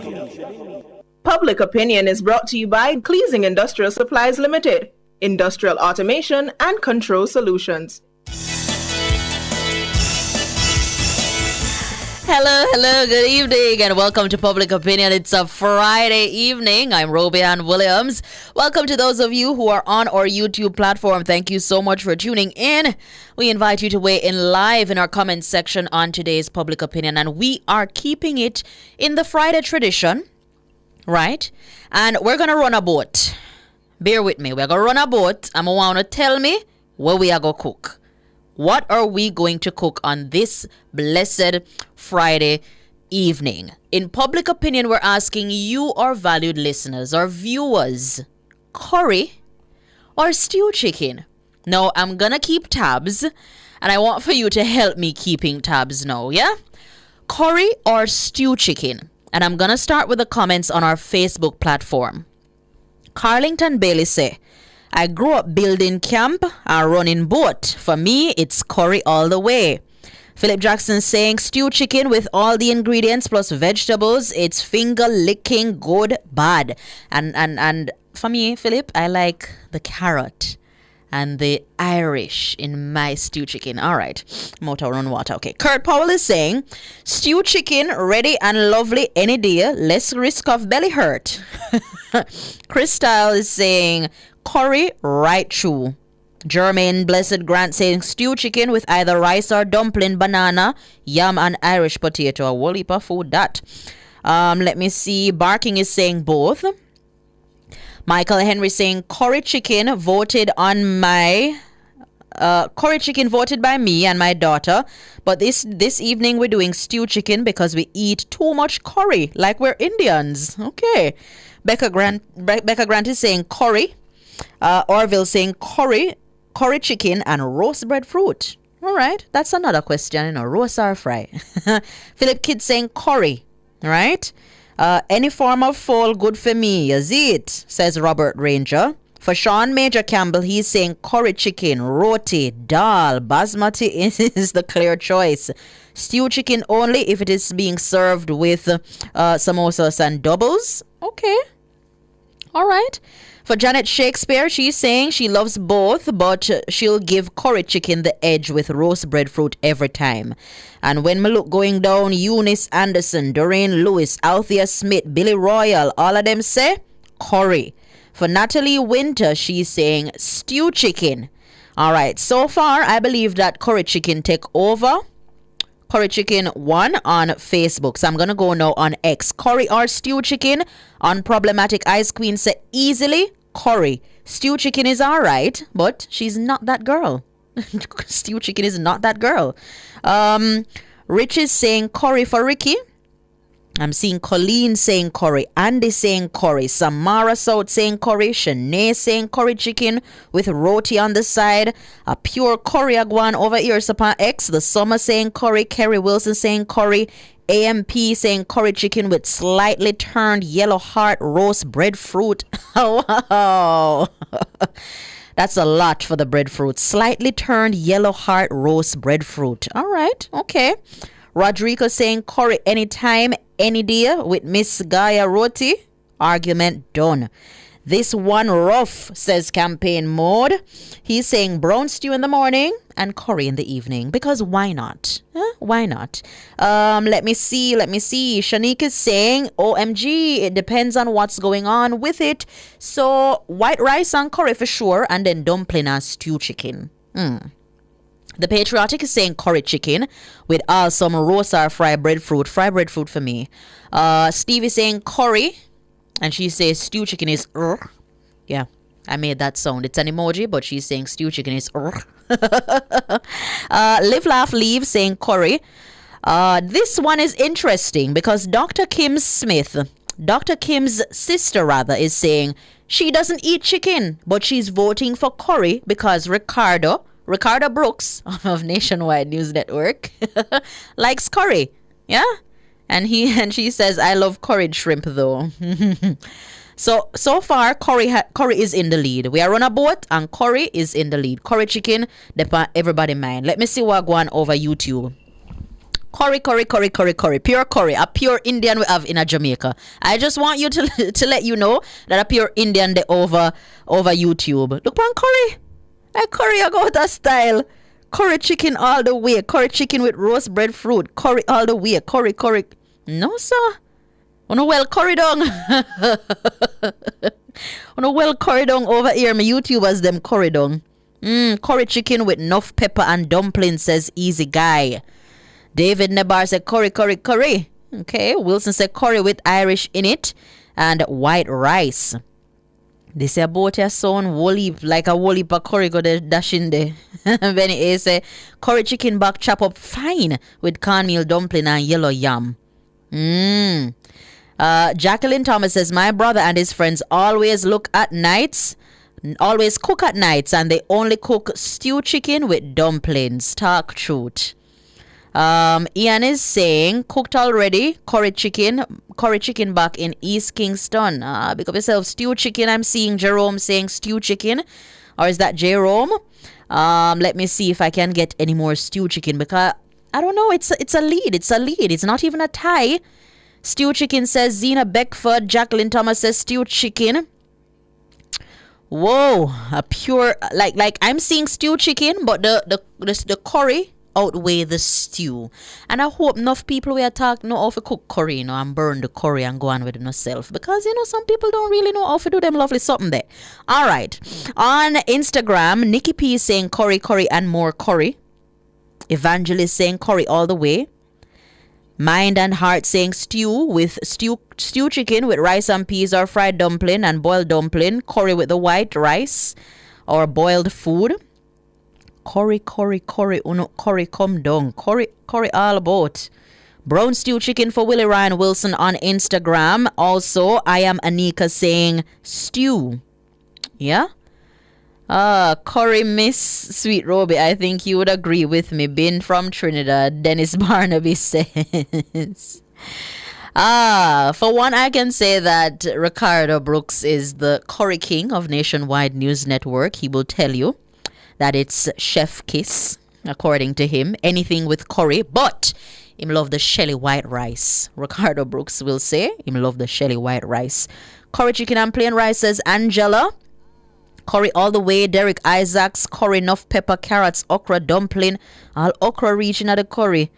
Whoa. Davian Paddy says you have to burn the curry in the oil properly. Them something me I talk about Davian Paddy, and some people, some people I talk about curry and really know them something there. You have to burn the curry in the oil. Yeah, same way I saw. Gertrude Obert say curry come down. Curry is apparently the thing. Me not tell no lie. I expected a tie. Me did not expect stew chicken to come close to curry, but it looked like we the people. We the people. Ian Clive says curry with ginger, carrots, and diced Irish. Yeah? Alright, Sharon Bliss said, me not cook on Friday, but other days I would cook curry chicken and steam bammy with some trong back juice. Look at you, Sharon Bliss. May I look for the location, Me want to come to the location because I want some juice too. And some carrot, some carrot and on all these. Ricardo and ketchup. Add ketchup to his curry chicken. Juliet Sanchez, Ricardo. Juliet Sanchez is saying that you add curry to your ketchup to your curry. What can go so? But you have people who put ketchup on curry, like you're eating the rice and you have your curry chicken and you throw some ketchup on it. There's nothing wrong with that. All right, guys, thank you so much for participating in Public Opinion. Curry has taken the lead. For me, I don't know, man. I like the sweetness. So I'm going to say stewed chicken. I'm a stewed chicken gal. You know? Thank you so much for participating in Public Opinion. The Business Report is up next.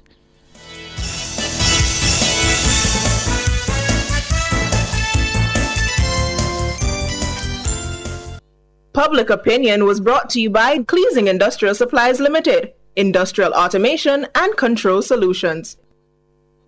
Drive the most exciting new vehicles in Jamaica. Schedule your 2024 Ford Ranger pickup or Ford Everest 7-seater SUV test drive now. Call or visit KIG today. The time by KIG is 6:34.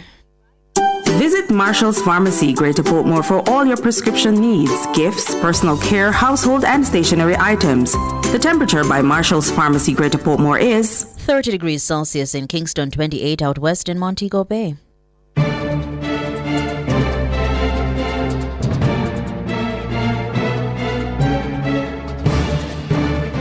Hello, good evening, and welcome to Nationwide's Business Report. I'm Robianne Williams. The state-owned oil refinery Petrojam has significantly increased its asphalt production capacity, commissioning new facilities to process heavy fuel oil, HFO, into bitumen for both local and regional markets. Petrojam says since July, production has surged from 84,000 barrels annually to a projected 230,000 barrels. This positions Petrojam to earn an additional $2.4 million or $380 million per year. The upgrade was conceptualized, designed, and managed entirely by the company's in-house teams, showcasing Petrojam's ability to execute complex capital projects with local expertise. The increased output comes amid growing demand for major public and private infrastructure projects, including road construction, airport runway resurfacing, and large-scale development initiatives such as the Spark and Reach projects. With less than 15% of Jamaicans actively contributing to a pension plan, Chief Executive Officer of VM Pensions Management Limited, Natalie Bennett, is encouraging greater national participation in long-term retirement planning. She's urging individuals and employers alike to take decisive steps to secure financial well-being for the future. Bennett notes that for those already contributing, the rewards were clear. She points to VM Pensions' strong performance, saying over the past decade, VM Pensions has consistently delivered reliable inflation-beating performance. And finally, in the currency markets at the close of trading today, it cost 161 Jamaican dollars and 25 cents to buy $1, 214 Jamaican dollars and 56 cents to buy £1, and 117 Jamaican dollars and 73 cents to buy the Canadian dollar. That's the Business Report. I'm Robianne Williams. Good evening.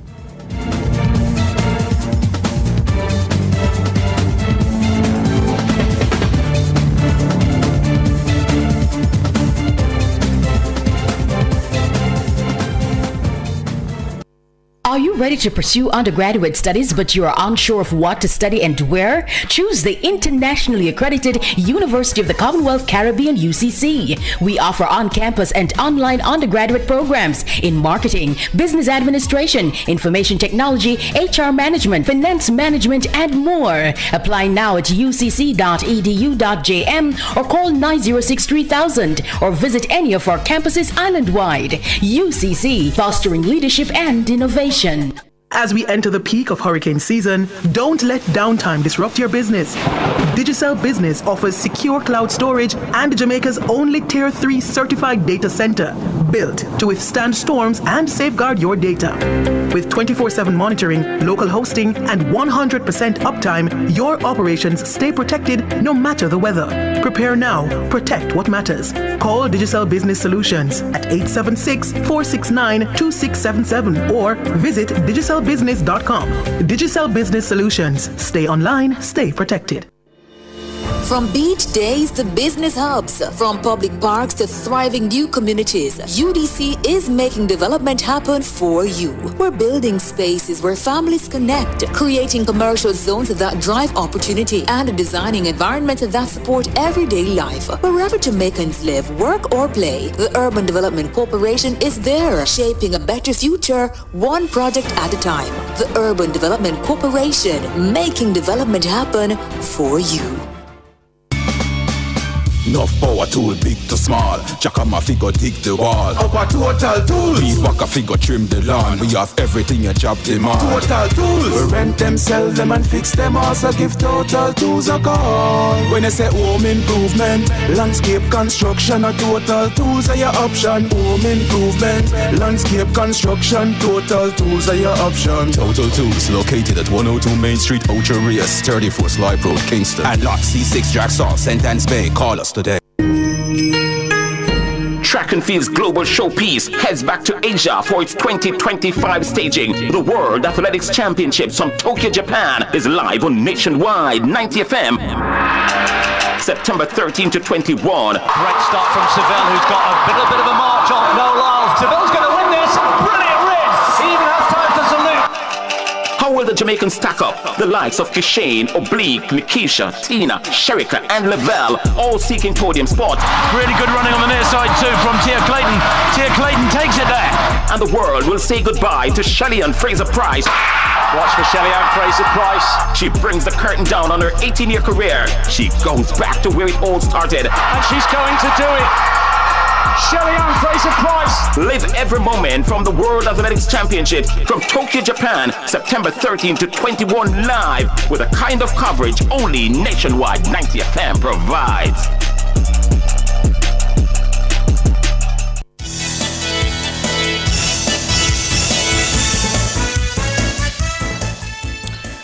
Good evening. Thank you so much for staying with us here on Nationwide at 5. It's time for the nation's business. I'm Ricardo Brooks. I'm Donna Hope. And of course, this evening in the nation's business, we are turning our attention to looking at an area that I'm very interested in, male suicide and men's mental health. And of course, for me, this area is something that I find to be a challenge. So we're going to talk a little bit about it.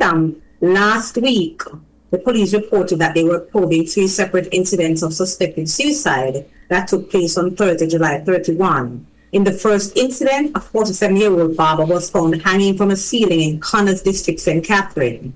Reports are that Paul Julius Elliott was found hanging from a balcony with a sheet wrapped around his neck.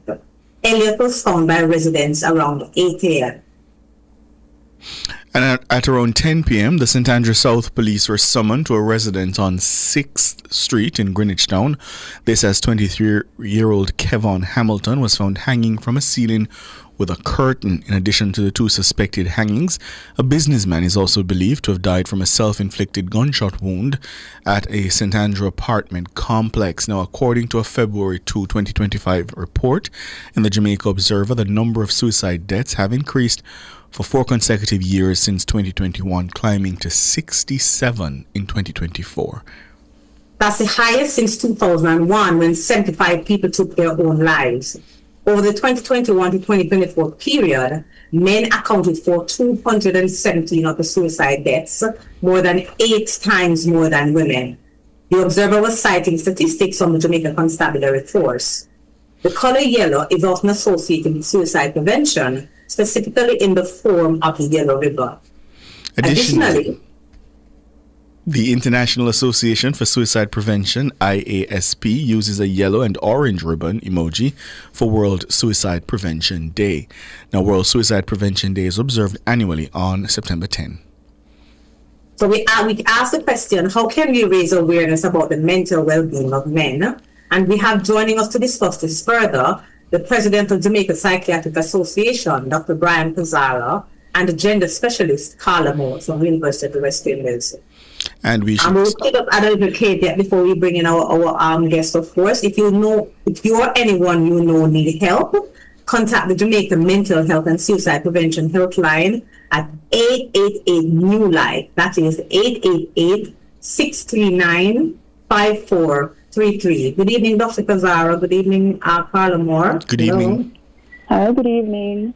Yes, good evening. Happy to be here. And happy to be here with Carla Moore, of course. Very yes, good it's my an pleasure. advocate. And so, looking a little bit at this, especially male suicide.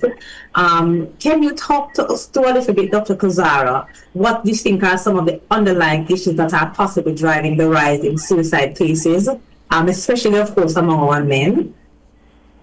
Right. So that's a great question. So, firstly, there was actually a study done by Professor Abel, professor of psychiatry at the University of the West Indies, in 2012. He would have followed some of the data from 2002 to 2010. And at that time, we had found that there actually wasn't a significant increase in suicide rates over that 8-year period. But what we've observed over recent years, as you have highlighted, is that we have seen an increase in our suicide rate in Jamaica. We're still trying to figure out why. We're trying to understand it better, but some persons do point to the COVID-19 pandemic that had a huge effect on all Jamaicans and certainly had an effect on the men in Jamaica. But one thing that is consistent over the years is that men disproportionately represent the persons who successfully commit suicide in Jamaica. So in Prof. Abel's study in 2012, he found that 90% of the persons who successfully committed suicide were men. And of course, you would have highlighted the statistics from the JCF, which actually shows that men appear to be committing suicide at a rate that's 8 times higher than women in Jamaica. So it is a long-standing issue and a significant one. When we think of the reasons for it, well, broadly speaking, we know men are less likely to talk about their psychological distress. That applies across the world and certainly applies in Jamaica. A lot of that is attached to the stigma. We believe men shouldn't be soft or shouldn't talk about their issues. Another reason, and this is very important, is that men are actually more likely to abuse substances. And that's also been shown with the studies that have been done here in Jamaica from the National Council of Drug Abuse. This is important because we know when persons use substances, they're actually more likely to go ahead and complete suicide. So that's an important thing I'd want to highlight. Also, men are more likely to have access to lethal means or have lethal means on them, and also are more likely to use them when they're committing suicide. So with women, it's less likely that they're going to use lethal means and therefore less likely that it'd be successful. Though it should be noted that in our context, based on the research, hanging has traditionally been the most common form of committing suicide in Jamaica. And of course, some of the cases you highlighted did have hanging involved.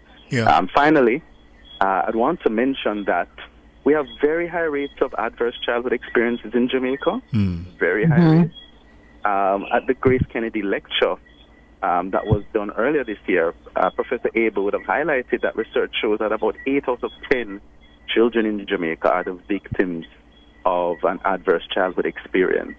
And we know once you're the victim of adverse childhood experiences, your risk for mental health issues goes up significantly. These come in the form of physical abuse, emotional abuse, sexual abuse, neglect. And some of the work that Herbert Gale has highlighted shows that our boys are actually more likely to be the victims of physical abuse and also physical neglect. So I think all of these reasons point to why we might be seeing this significant disproportional representation of men when it comes to committing suicide. Carla Moore, I'm going to relate to you a conversation I just had with a male colleague before I came into the studio. Sure. I said to him, we're going to be discussing suicide, and I asked him, why do you think there's been an increase in men dying by suicide? And his response to me was, because they are weak. Yes. And I want you to respond to that sentiment, because a sentiment that exists, I've heard it multiple times, that it's weakness that causes people to take their lives, specifically men. I think that's the typical response that you will get because we equate emotions with weakness. And so anything that relates to emotions, men are not supposed to engage in it. The emotions that men can, quote unquote, safely express anger and maybe sexual arousal. Outside of that, there's a potential pushback from it. Emotions are supposed to be something that belongs to women. Men are also supposed to be extremely self-reliant. You're not supposed to need to go talk to a therapist. You're not supposed to need to take no pill. We don't have a problem when a man is drinking a special at 10 o'clock in the morning to cope with his problems. But if he should take an antidepressant to deal with his problems, then that is somehow a form of weakness. So a man who cannot, quote unquote, manage life is a weak jellyback man. And he should be ashamed of himself by the fact that he can't make it because he's not self-reliant enough. And so it becomes a kind of trap that men are inside of, where they're not allowed to express the things that they're going through, in particular to their peers, because it will be taken as a sign of weakness. And one of the things that we see coming out as well is that a lot of them are afraid to express it to their female partners, their women partners, because it's going to come back. The minute you get into a fight, you take it trace him and tell him, remember when you did a cry the other day? So they don't share. But I just want to bring in a point, because what you're talking about, Carla Moore, building on what Dr. Kazara said, is the way that we construct ideas about who is a real man. So the ways that masculinities are organized in our society, which I did a lot of work back in the day, constructed in a very hard way, especially for working class men. And so men are restricted. I think the only comfort a lot of our men are able to find is in the mother figure. So mama had become a very important figure. Aside from mama, men are restricted in many ways because of the cultures of masculinity that we have, from seeking emotional comfort and seeking emotional support because their own peer groups, their own male enclaves, deny them these opportunities. So what are the kinds of options, if any, that have been made available? Are any options being made available for Jamaican men to seek any assistance during these moments of high stress, emotionally and otherwise? I think the hotline might be one of the things that's available, the suicide hotline. And I would speak to the hotline specifically because it's anonymous. I think one of the fears that men have is if they go and they talk about what's happening, it's going to come back to haunt them. Either the person will use it against them or it will go out into the community. How many men would trust the anonymity of the hotline or even feel they can find a safe space where they won't be overheard? That is a different thing. I have seen some women who have made a decision that they're trying to create safe spaces inside of their relationship for their male partner. I have also seen some groups. So, for instance, Carryman has done work around men and mental health. Men of God Against Violence and Abuse deals with men and mental health, specifically from the perspective of men who are abusers. But it's not a general part of the conversation.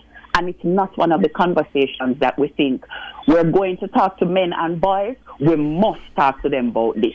If you think about, we're going in on a school tour and we're going to an all-boys school to talk to them about the issues that are facing boys, I don't think mental health and suicide are at the top of the conversation list. And I think until that becomes something that we think of as a man issue, we will continue to lose men to suicide. And Carla Moore, let me just follow up on 2 points. First, we're getting real-time reactions. My colleagues in the newsroom, they're getting calls. People are calling into the station. One person says, what's the number to call when someone feels suicidal? Is there a free line to make the call? This man says, the one that is known takes the credit when you call. So the 888-639-5433, he's saying that when he calls it, it takes his credits. I suppose when he's holding, he runs out of credit. So that's a problem. Right. That's a problem. That's the first thing. And if I could go back to your initial answer to me about the weakness, it sounded like some of the things you were describing were cultural. So, for example, I remember it became a joke to talk about hold up your stress. Online, we were telling men to hold up your stress. And I wondered if you had any ideas as to how we combat those things, because it really, the men were joking along with it, but quite a few of them I saw saying, this is why I don't say anything. This is why I don't talk about these things, because this is what women will tell us to do. Yes. I believe believe one of the things we overlook very often when it comes down to mental health, in particular in the Caribbean, is that a lot of our practices actually go back to the plantation. Now, for a set of people who love Born Babylon and we really want Babylon to fall, we don't realize how many of the things that we do are actually things that happen to us as a result of enslavement. This extreme self-reliance that we have in Jamaica absolutely link back to the idea that on a plantation there is no space for weakness. This extreme distrust of people is also rooted there. So I think if we could start to understand that even though it is our culture, it is not helpful, and even though it is our culture, it actually isn't something that we need to hold on to, then maybe we can start to release it. Release the expectation that help is bad. Release the expectation that you're supposed to can do everything on your own. I think that we also have to reconcile that a lot of people have reached out for help and had it turn out badly. And so I think we need to have a conversation with people about trying again. How to identify safe people to talk to and how to open up to people even after you have had negative experiences. I believe that some of that will start to shift the culture. I think we also need to have more men join the conversation. A lot of times when we're talking about men and suicide, you don't hear men who have contemplated suicide or even attempted suicide and survived joining the conversation. And I think if we had more men having that conversation, that could contribute to a type of shift. I think also in terms of addressing the culture, some of the pressure that we put men under, even some of the things we joke about on social media, we need to take it a little bit more serious. The unending, weak jellyback man jokes, all right, you can rest it now. I think this idea that the man is supposed to be a provider by any means necessary, that puts men under tremendous the idea that no matter what man's supposed to can wool it, that puts men under tremendous pressure. And I think if we can start to shift some of those beliefs by having conversations with boys, having men have conversations with boys, and listen, it's not just the boys. It's the big man them too, and the fathers and the grandfathers them too. So I think we also need to take like a multi-generational approach to shifting the narrative, because while young men are vulnerable in a particular way, older men are also carrying the stress and they're also vulnerable to depression and suicide. But Carla Moore, and I just want to bring us back to where we are, because one of the things we have done in Jamaica very well and in the Caribbean is put in place a lot of programs under the ambit of gender on behalf of women. And so this is a conversation I have all the time. So we are talking about what are some of the things that can be done, but many of the things that need to be done will have to be done from a more global perspective. It has to be something coming from the government, coming from the stakeholders, the NGOs at the top. You're a part of the Institute of Gender on the Mona campus, as well as the Regional Institute of Gender, for the university. What are some of the things that, because a public education campaign, for example, is one of the areas maybe that, you think could assist in terms of probably showing people different ways of engaging with male ideas of self. There's also a conversation that developed over the last 2 years, and I know that Ricardo and others, we have spoken about this, where the conversation about toxic masculinity has become popular. So whenever men engage in anything, it's toxic masculinity, and you throw it in a garbage bag.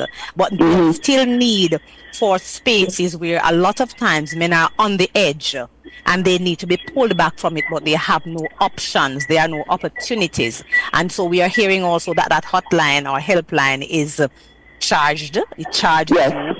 What are we need to find ways that we can insert inside of the cultural and gender dialogue, I think, and these are the suggestions we are asking for, to help men to see other mechanisms. I think that's the most important part. How to be, solving some of the issues.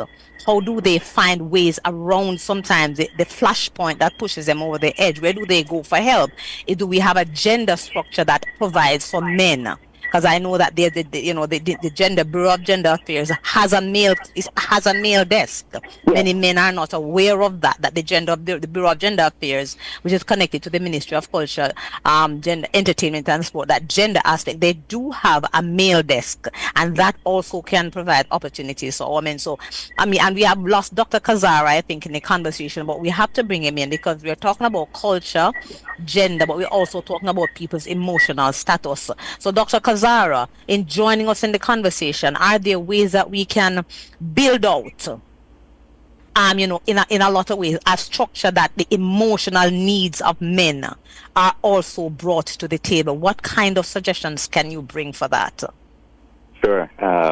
So firstly, definitely enjoying all aspects of this discussion. Many great points brought up, and I'm very happy Carla Moore highlighted the role that slavery probably has played and the legacy of slavery. My mentor, Professor Hickling, used to talk a lot about transgenerational trauma, and I do think a lot of what we're talking about today is the remnants of some of the trauma we experienced at that point. When it comes to trying to reach out for the emotional needs of men, there are many ways we're going to have to approach it. I would say that, firstly, changing the dialogue about men's mental health, as Carla Moore said, is a big way of starting it. And that's a way that all of us have brothers, fathers, grandfathers, etc. That's something that all of us can do on an individual level. But I have found, in my personal experience when working with men, is that one great outlet for men to actually develop the kind of bond and sense of community that's severely lacking is through actual sports and service groups as well, such as Lions, Rotary Club, Kiwanis, Optimists. The reality is when I see men, a lot of them have been programmed, as you guys have highlighted, to not feel comfortable expressing themselves openly when talking about psychological distress. And as you also have highlighted, where they are comfortable coming together is the bar. The bar not only provides alcohol, but it also provides a sense of community for men. If you go to any bar in Jamaica, you'll be, most of the time, 80 to 90% of the persons there are men. Sometimes the only woman there is the bartender. So the one thing that does bring together men of all classes, all walks of life, is sports in Jamaica, and that's a big one. And as well, I've seen where service groups or other community initiatives can bring men together. They may not start openly talking about the psychological distress they're experiencing, but what does happen is they develop a sense of community and eventually are more likely to use that as their healthy outlet. So I'm a big, huge fan of community. I feel as though in Jamaica, a huge reason why mental health issues aren't affect men in uniquely different ways, because the sense of community that men have, I feel, is lacking in Jamaica. I mean, the same applies to women, of course, but I do think men are affected differently and we cope differently. I also just want to say that regarding the hotline, even though it does charge, what I know is that if you call them and tell them to call you back, they generally do return the call back. So that's one strategy that one can employ if you're trying to avoid taking up too much of the charge on the credit. Okay, so I hope that listener is still listening. So Dr. Kazara is saying that if you call and ask for a call back, you will be called back. 888-639-5433. We're talking mental health with Dr. Brian Kazara and gender specialist Carla Moore. Let me take a quick time signal and come right back.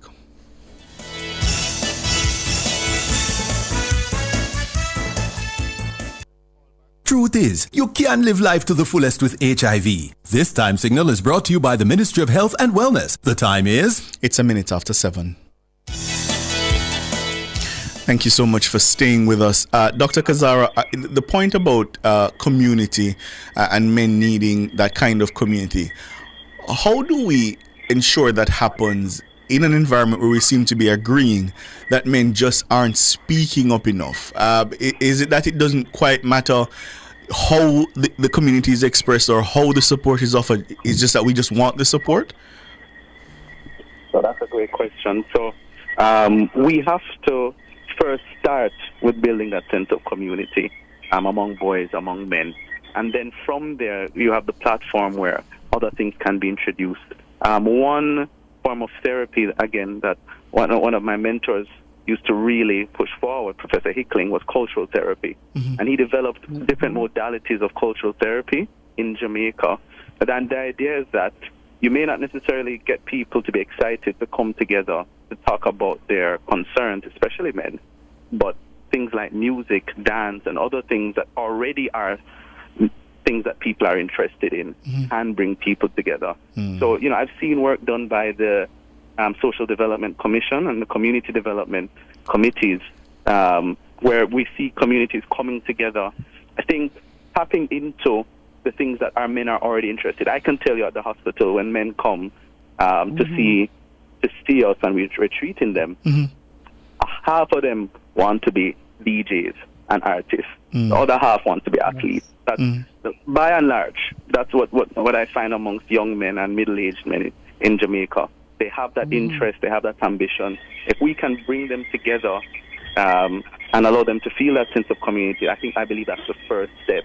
You're much more likely to get men to come together in that kind of instance. And what I'm proposing is that after we bring them together, then we can try and see where we can have avenues. In my experience, I myself, fortunately, have some experience with sports. I can tell you from even a personal standpoint, I've seen where after you develop that bond, you can now open up more. And it provides a healthy outlet. The reality is that the sport might make it less likely for them to engage in negative activities that will not only worsen their mental health, but also increase their risk of committing suicide. Carla Moore, observations I've made growing up. Two things. A young boy, he's running, he falls, he starts to cry. Mommy says, where you cry for? Yeah, girl, stop cry. That's one. Two, talking to your brethren, saying something and say, my you love man. Those are, I've noticed that, and I'm wondering to myself if from a young age, if from 3, 4, we teach the boy child that if he's hurt, he ought not to cry, and if you open up to your brethren and say, my you love man, he suggests something about your sexuality and your masculinity. How do we confront those things? I think those are actually really good points, because what you're highlighting is some of the things that we try to pass off as natural is actually we learn them.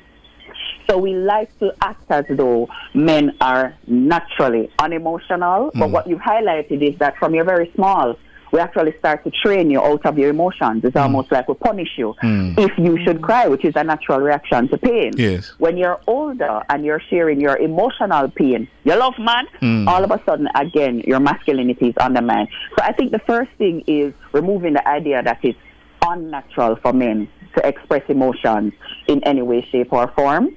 And I think having representations of men who are comfortable with emotions are important. And having representation that makes sense to men, because it's all well and good that you're going to carry a representation of the good, upstanding citizen to show that he can process emotions. But there are set of men who are going to look at him and say, "It did soft anyway, a uptown man that, so the man they full of feelings." So we need to carry a man that look like them, act like them, talk like them, and let him show them how to be comfortable with their emotions. And I think we will get more traction there. As you were having the conversation and talking about going into spaces where men are comfortable, I was a part of a project a couple of years ago called the Barber Chair Project that was run by the Jamaica Mental Health Advocacy Network, where they were training barbers to kind of have conversations about mental health with men. Because a lot of times men will go to the barber and even in bantering, they'll talk about what they're feeling.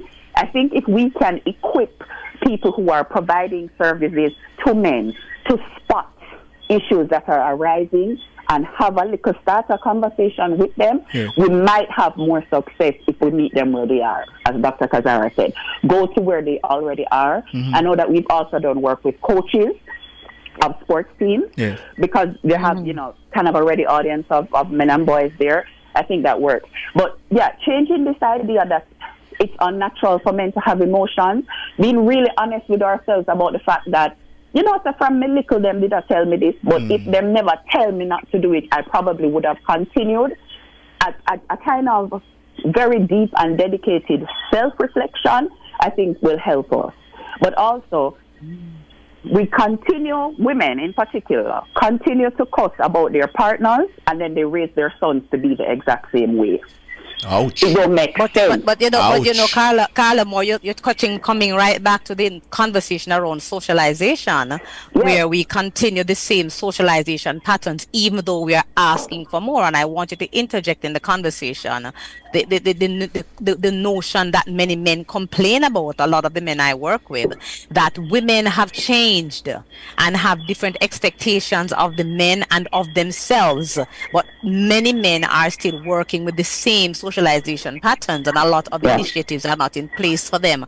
How do we make that balance? And especially talking in the context of, you said it, working class Jamaicans, you know, a lot of men who are still dealing with the same patterns that have come up from slavery coming forward, but many women are walking in a different direction. How do we pull that to put our men in a safer space? What are some of the things we can do? I think one of the first things that we can do is learn from movements that have happened in the past. Women didn't just automatically move into a safer space. Many women have had to fight and be shunned and be rejected and be called all manner of names because they decided that what was available to them wasn't good enough for them anymore.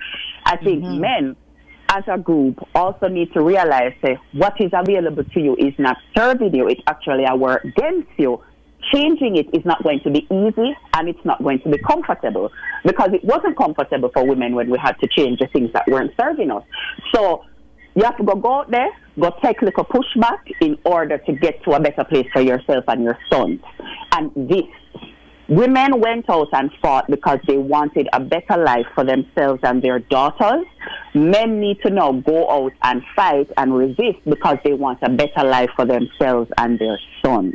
It's going to be uncomfortable because you're going against what society has told you, but it is not impossible.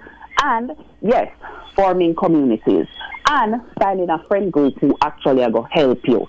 Just because this is your brethren from primary school, don't mean that he's actually the person who can support you through the things you need to do in life.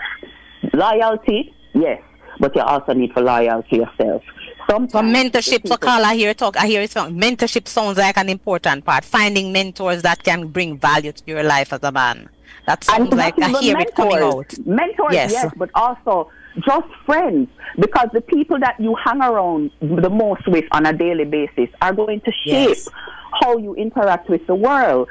And I think a lot of men are in friend groups that they're good friends, but they're not the type of friends who are interested in changing anything.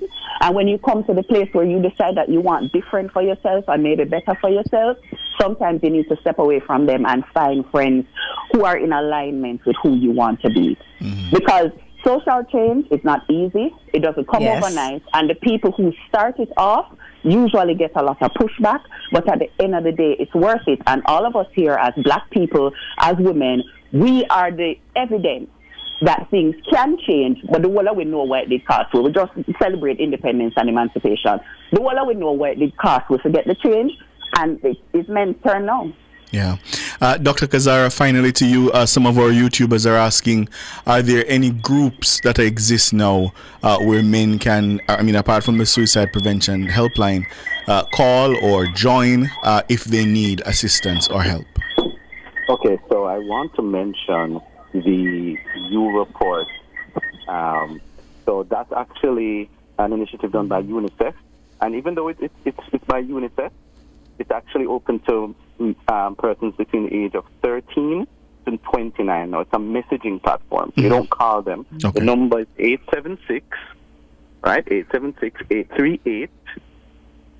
876-838-4897. You can do it via WhatsApp. Sorry, just repeat it for me one more time, Dr. Kazara. Not a problem. So you can, it's 838-4897. So that's 838-4897, 876 before. Yes, exactly. Okay. So persons can utilize that, and as I would have mentioned, you can WhatsApp them as well.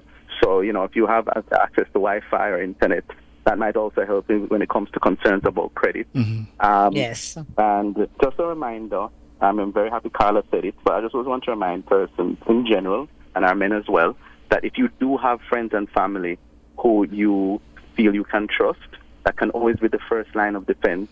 A lot of people don't realize that, but I always recommend it. Sometimes friends and family may not be appropriate. They may not have the capacity to deal with the issues that you're tackling. In that regard, it's just a reminder that we do have public mental health services. Almost every public hospital in Jamaica you can go to if you feel you have a mental health crisis.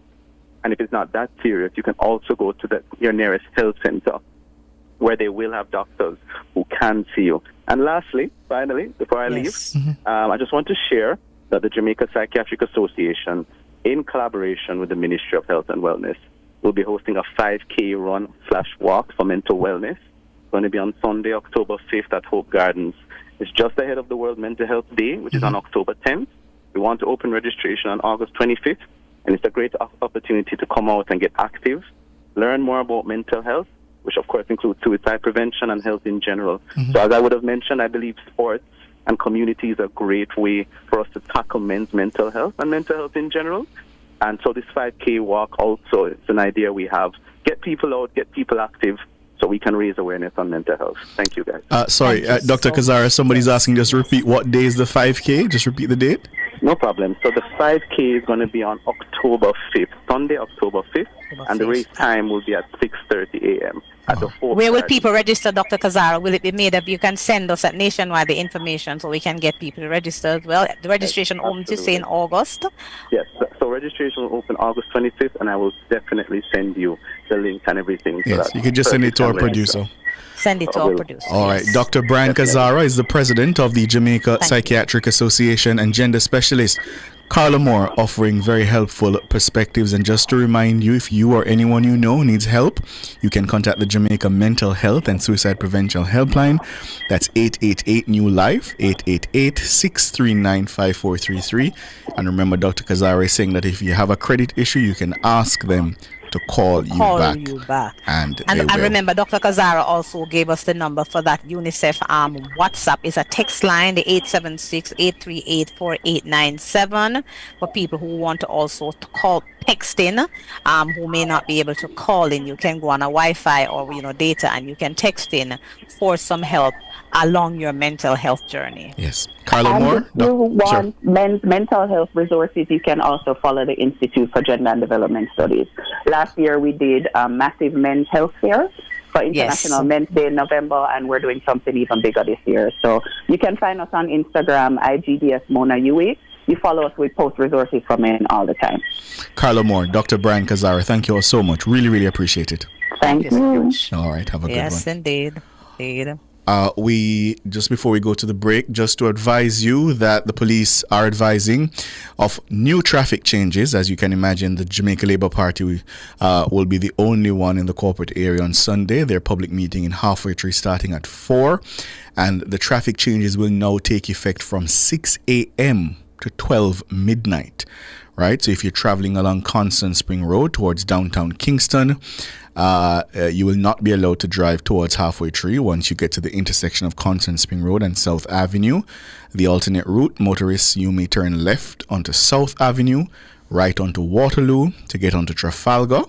Yeah, and in order to access Holborn Road, Knutsford Boulevard, Lady Musgrave Road, Old Hope Road, Oxford Road, Halfway Tree Road, and other areas. We're going to try to post this bulletin on our website as usual to assist you. So the new changes will now take effect from 6 a.m. to 12 midnight. All right. So if you have any business to do in Halfway Tree, want to get it out of the way from Saturday now, it seems, because earlier they said that it'd be closing off at 12 noon. Now it's at 6 a.m. to 12 midnight. All right. So we're going to take your calls after the break. The numbers, you know them well. 630-9371-4, 618-8255.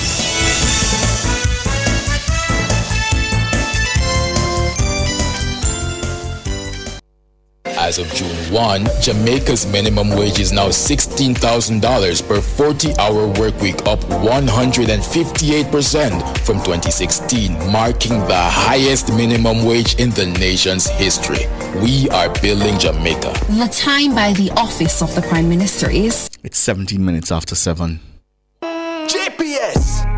Keep it cool, keep it cool. Summertime hot, but we have all the tools. Keep it cool, keep it cool. Enough ways to see it, you just have to choose. Stay out of the fridge, just use a igloo. Remember your Kisco ice and the juice. If an AC combo, yeah, I hit that. AC for a bit, then a fan after that. Keep it cool, keep it cool. This summer JPS have all the tools. Keep you cool with JPS. Download the JPS app today. Come into the parlor, there's a welcome there for you. Welcome to the Mayor's Parlor with Desmond McKenzie. From 1 to 6 p.m. every Sunday, you'll now get more of your favorite vintage music. Put your head on my shoulder. Nationwide 90 FM will transform your Sunday into a musical time machine that will take you way back. Come on, let's go back in time. This magic moment.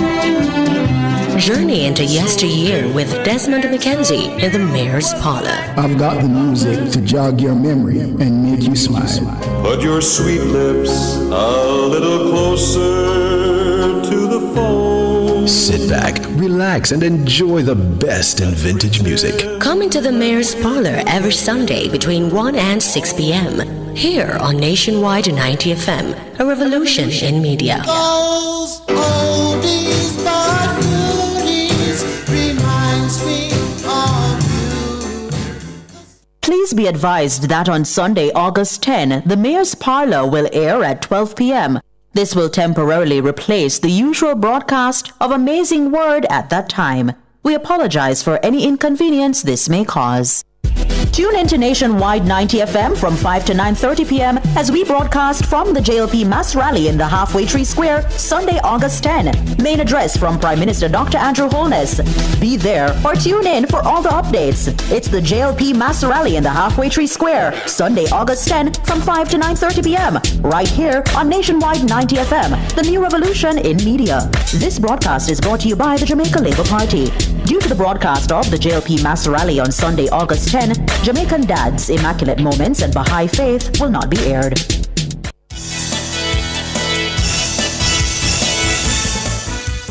We're taking your calls now, 630-937-124, 618-8255. I'm Ricardo Brooks.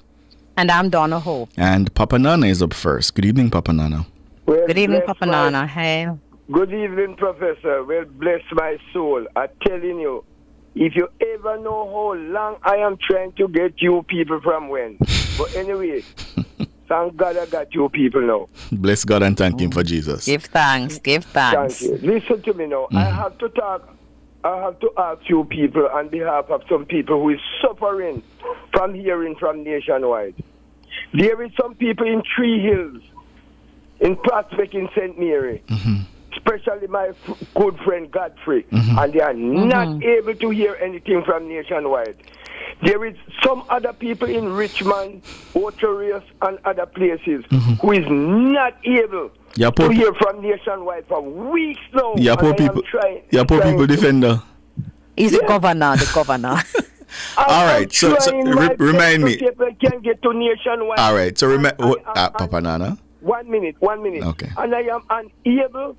And I pray to God this evening to make I get through before Michael or William get through to you people, because once they get through to you, it's done.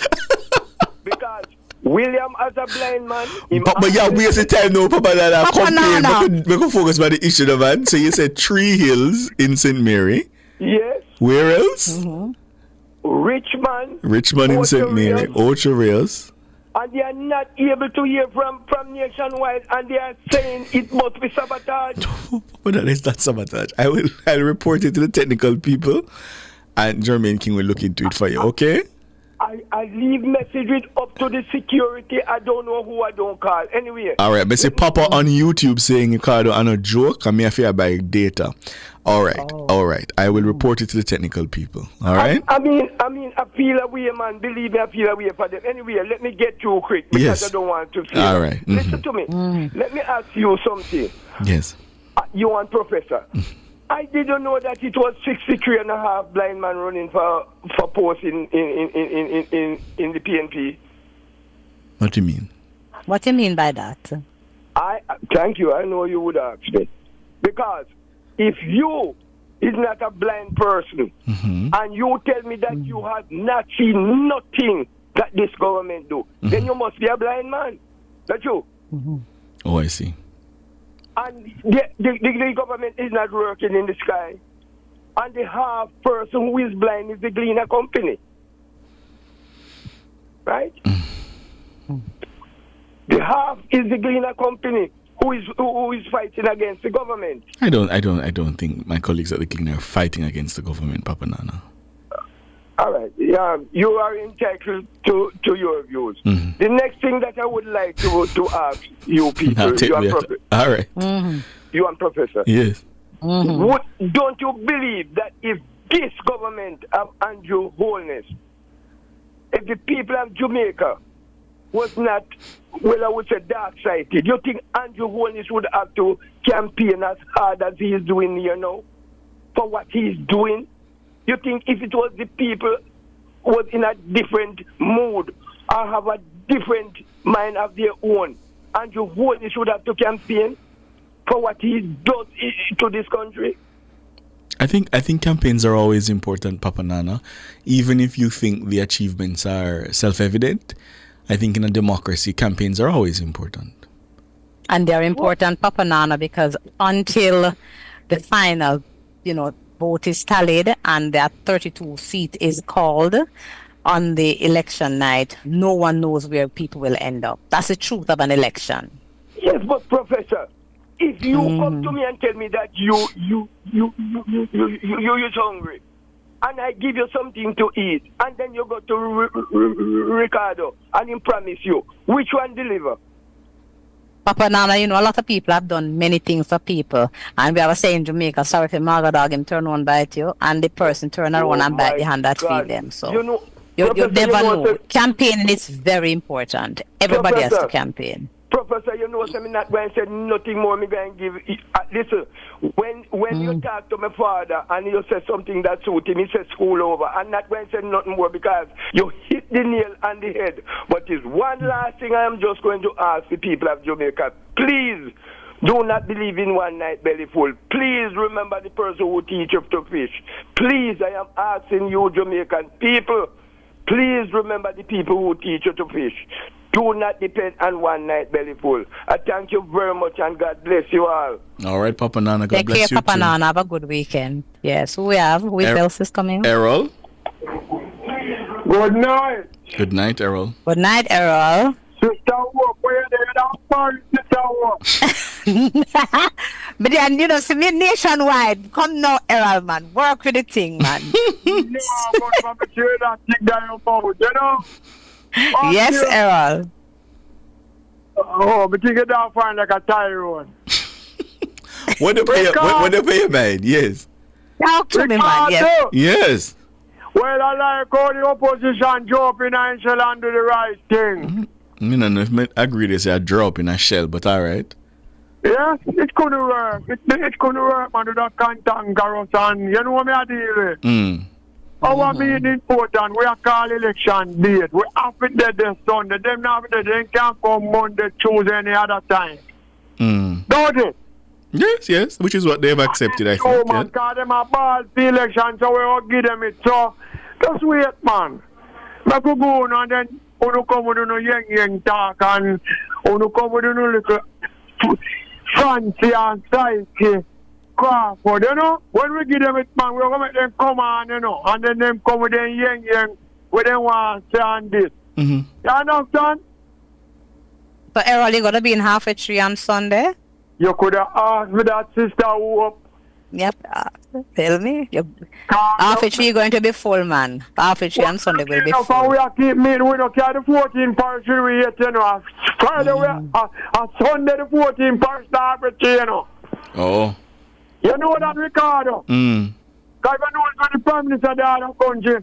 If he doesn't send, I don't send the people. Because with them left, I go down there. But opposition at the 14 parish, I'm 2 years behind him. Wait, watch it. Sunday. The whole 14 parish have Half a Tree Sunday. So you're mobilized on West Kingston?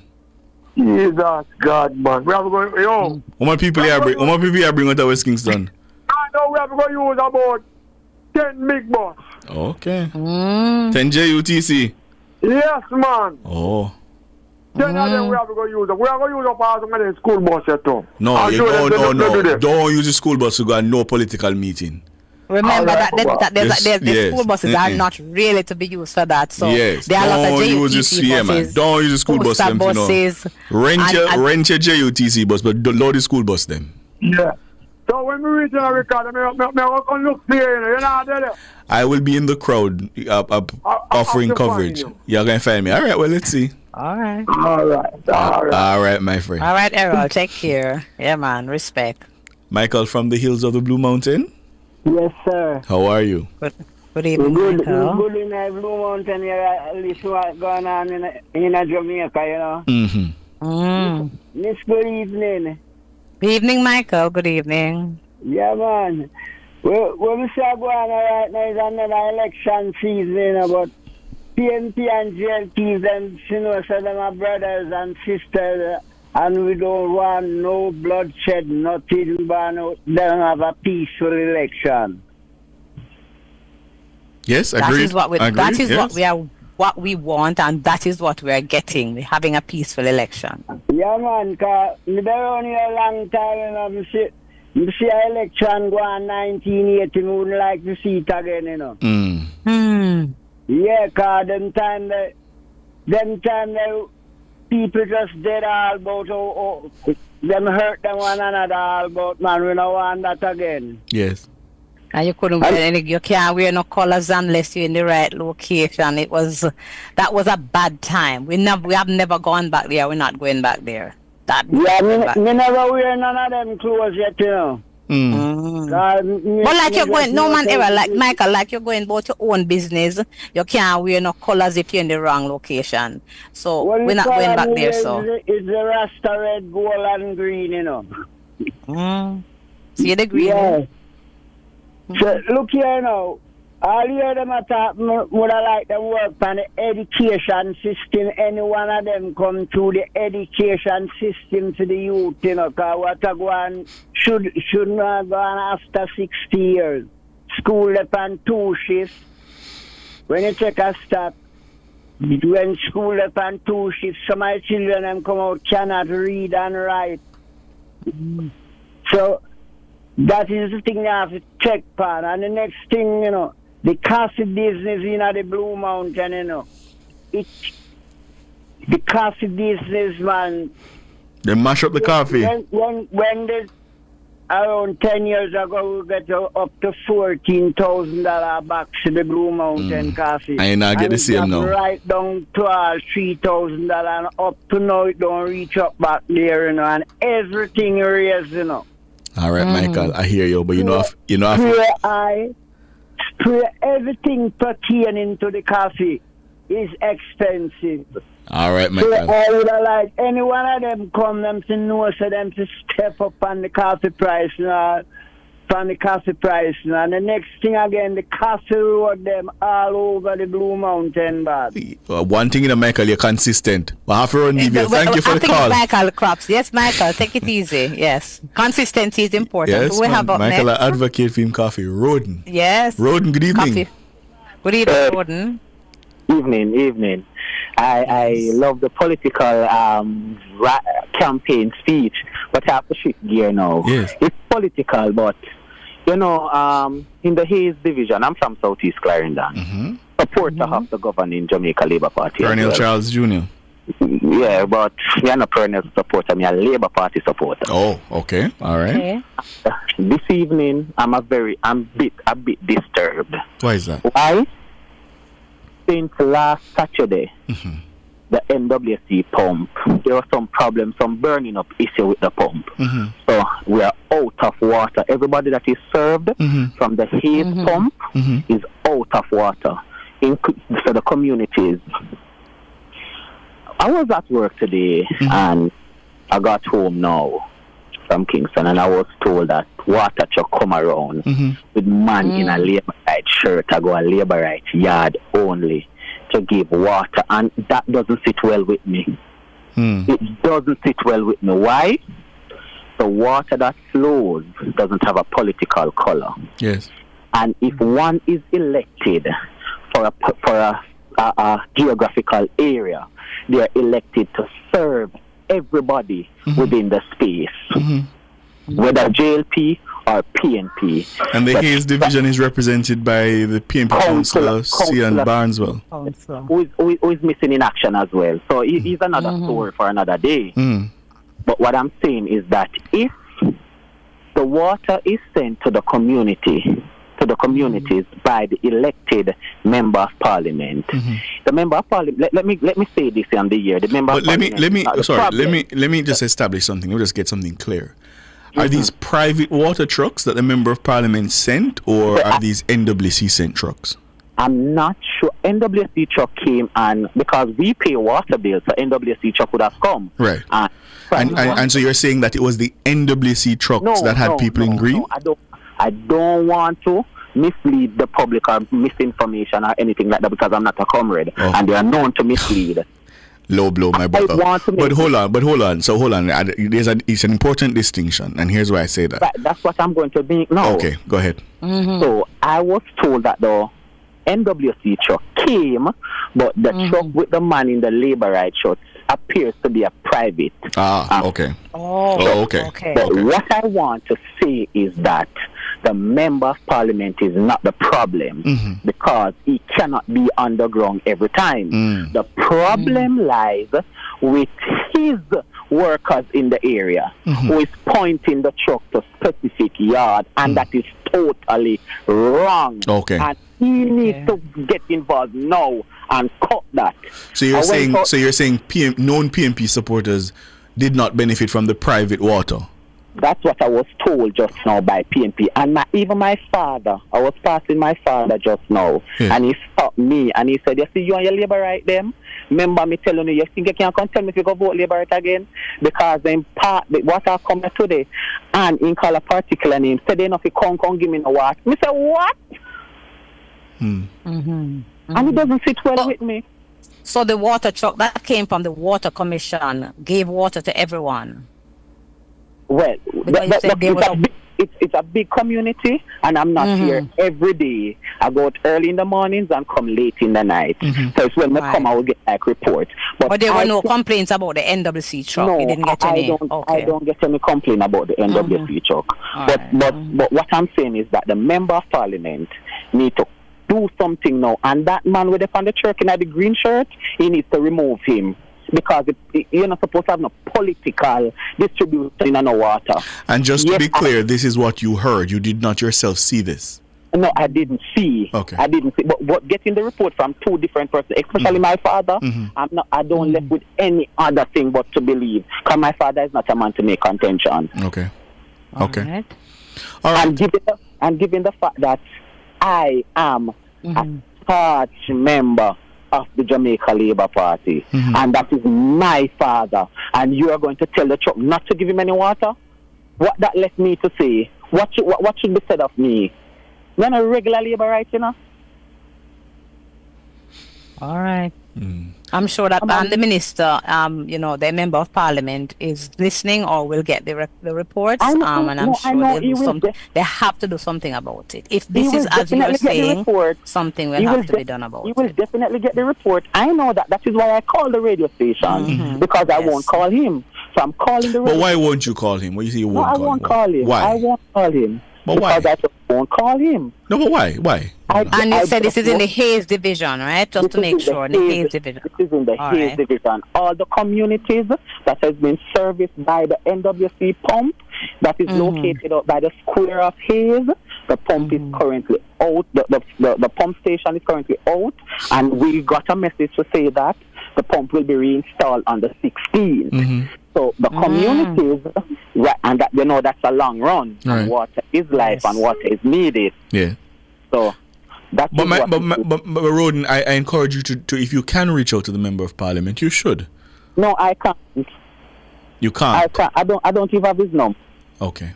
Right. And there's no office in Hayes. There's no office that you can. Where's his constituency office? His constituency office is located in Mineral. Okay. Oh, it's in the constituency office will be closed. The constituency office will be closed in the mornings when I'm leaving, and in the night when I'm coming in. Okay. All right. We'll try to get a message to him. Hayes division, and you're saying that you understand it's a private water truck, but it was only giving water to Labour Party supporters. All right. The truck were pointed. The truck were pointed by a worker to Labour Rights home. All right, Roden. I'll try to get a message to him. All right. Appreciate the call. All right. Yes, man. Looking forward to see Nationwide on Sunday. So you will be in Halfway Tree as well? I will be there. I cannot absent myself from the process. There is no other choice but to choose Jamaica right now. All right, my brother, I hear you. All right. Thank you for the call. All right, Jordan. Yes. All right, thank you for calling. 630-9371-4 Anthony, good evening. Hi, Anthony. Good evening, sir. Good evening, Anthony. Hi, Dr. Hope. How are you doing? I am well. How are you? I'm giving thanks. I'm alive and well. Anthony, you can't lily up the professor thing, you know. It's Professor Hope. You know, that is why Mr. Ricardo always Thank you, Ricardo. Can't doctor, when you can't lily up her thing.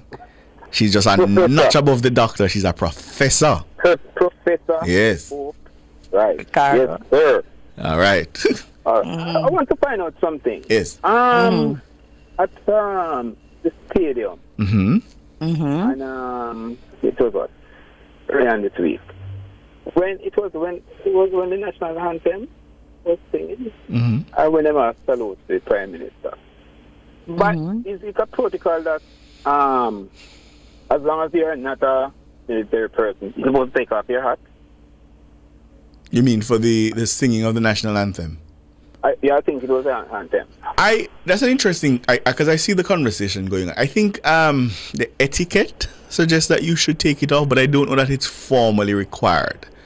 But certainly the etiquette that I've learned is that you should remove your hat, yes, and stand at attention. That's what I was taught. Yes, but I don't know that it is written or codified anywhere. Well, it's a practice. Yes, it's really a practice. Yes, that's my understanding. Yes. Right. To me, I don't think the opposition leader any respect for that part of the country protocol. I don't know, Anthony, if I'd go that far. I don't know if I'd go that far. But as a leader, you're supposed to set some example to me. Yes, okay. And to others. That's what I believe that he's supposed to do. He said, they always said, lead and I will follow. And, you know, I guess because he looked so uncomfortable standing up beside the Prime Minister, he was so uncomfortable and ease while standing there the other night. Yeah, I was there, and if you even watch back some of the program with it, you could see that he was not comfortable. So I'm wondering if that's the reason he forget to take off his hat. All right. Okay, Anthony. Hear you, Anthony. All right. Boy, they might give Mr. Goling a hard time. There's a lot of granular. They might give him a hard time about the colors. But there were a lot of other people in the National Stadium who had on caps and it was a very hot day. Yeah, they might give him a hard time. Yeah, I'm prepared to overlook the hat. There's a lot of granular. At this moment, Ricardo, in the height of it, when the election date is announced, it will become even more heightened. So a lot of granular analysis of every move of your, anything that happens on both sides. It's going to happen on both sides. Absolutely. People are going to be assessing and making their own discussions and decisions as to what it might mean or what it can be interpreted as. So we have to work and it's funny, Prof, because I even saw people complaining that the Chief of Defense Staff took the salute and she wasn't in headdress. Now, I didn't even know that was a thing. So I did some research, and apparently you should not take a salute as an army person unless you have a headdress. But then I understood that because she's the highest ranking military officer, she can take the salute without the headdress. So you see, without the headdress. So as you say, people are going down to they might find everything to complain about. But it's interesting. It's interesting because I learned something. I didn't even know that was a thing. But apparently, as the highest ranking military officer, she can take the salute without a headdress. But usually, you should have a headdress. It's interesting. Cleveland. Good evening, Mr. Ricardo. How are you? I'm Prof. How you do? I am good, Cleveland. Good to hear from you. How you doing? I'm good, I'm good. But Mr. Golden really have a lot of respect for some of our things here, What do you mean? No, because remember last year celebration, he wasn't here. What, the gala? Yes. No, he wasn't at the gala last year. He gone another country. There were a lot of conversations about that. I remember. But Cleveland this year, everybody who should be at the gala would have had to be at the gala. because of election. Yes. Coming up. Yes. But I don't think him so keen on some of us. And then we don't want to have no color of what the JLP have, even though it may be part of your culture and things like that. You know, which I don't think is good. Personally, I don't think him setting proper example for our people. Then I don't think so. And me personally, me ever turn prime minister. Me no look on them on TV anyhow. Cause I can't stand the ball out with them and things like that. You know, but I don't think him is a proper example for our people, our country here. And it's so unfortunate. Never walk in a Mr. Manley footstep, or even Mr. Patterson, trust me.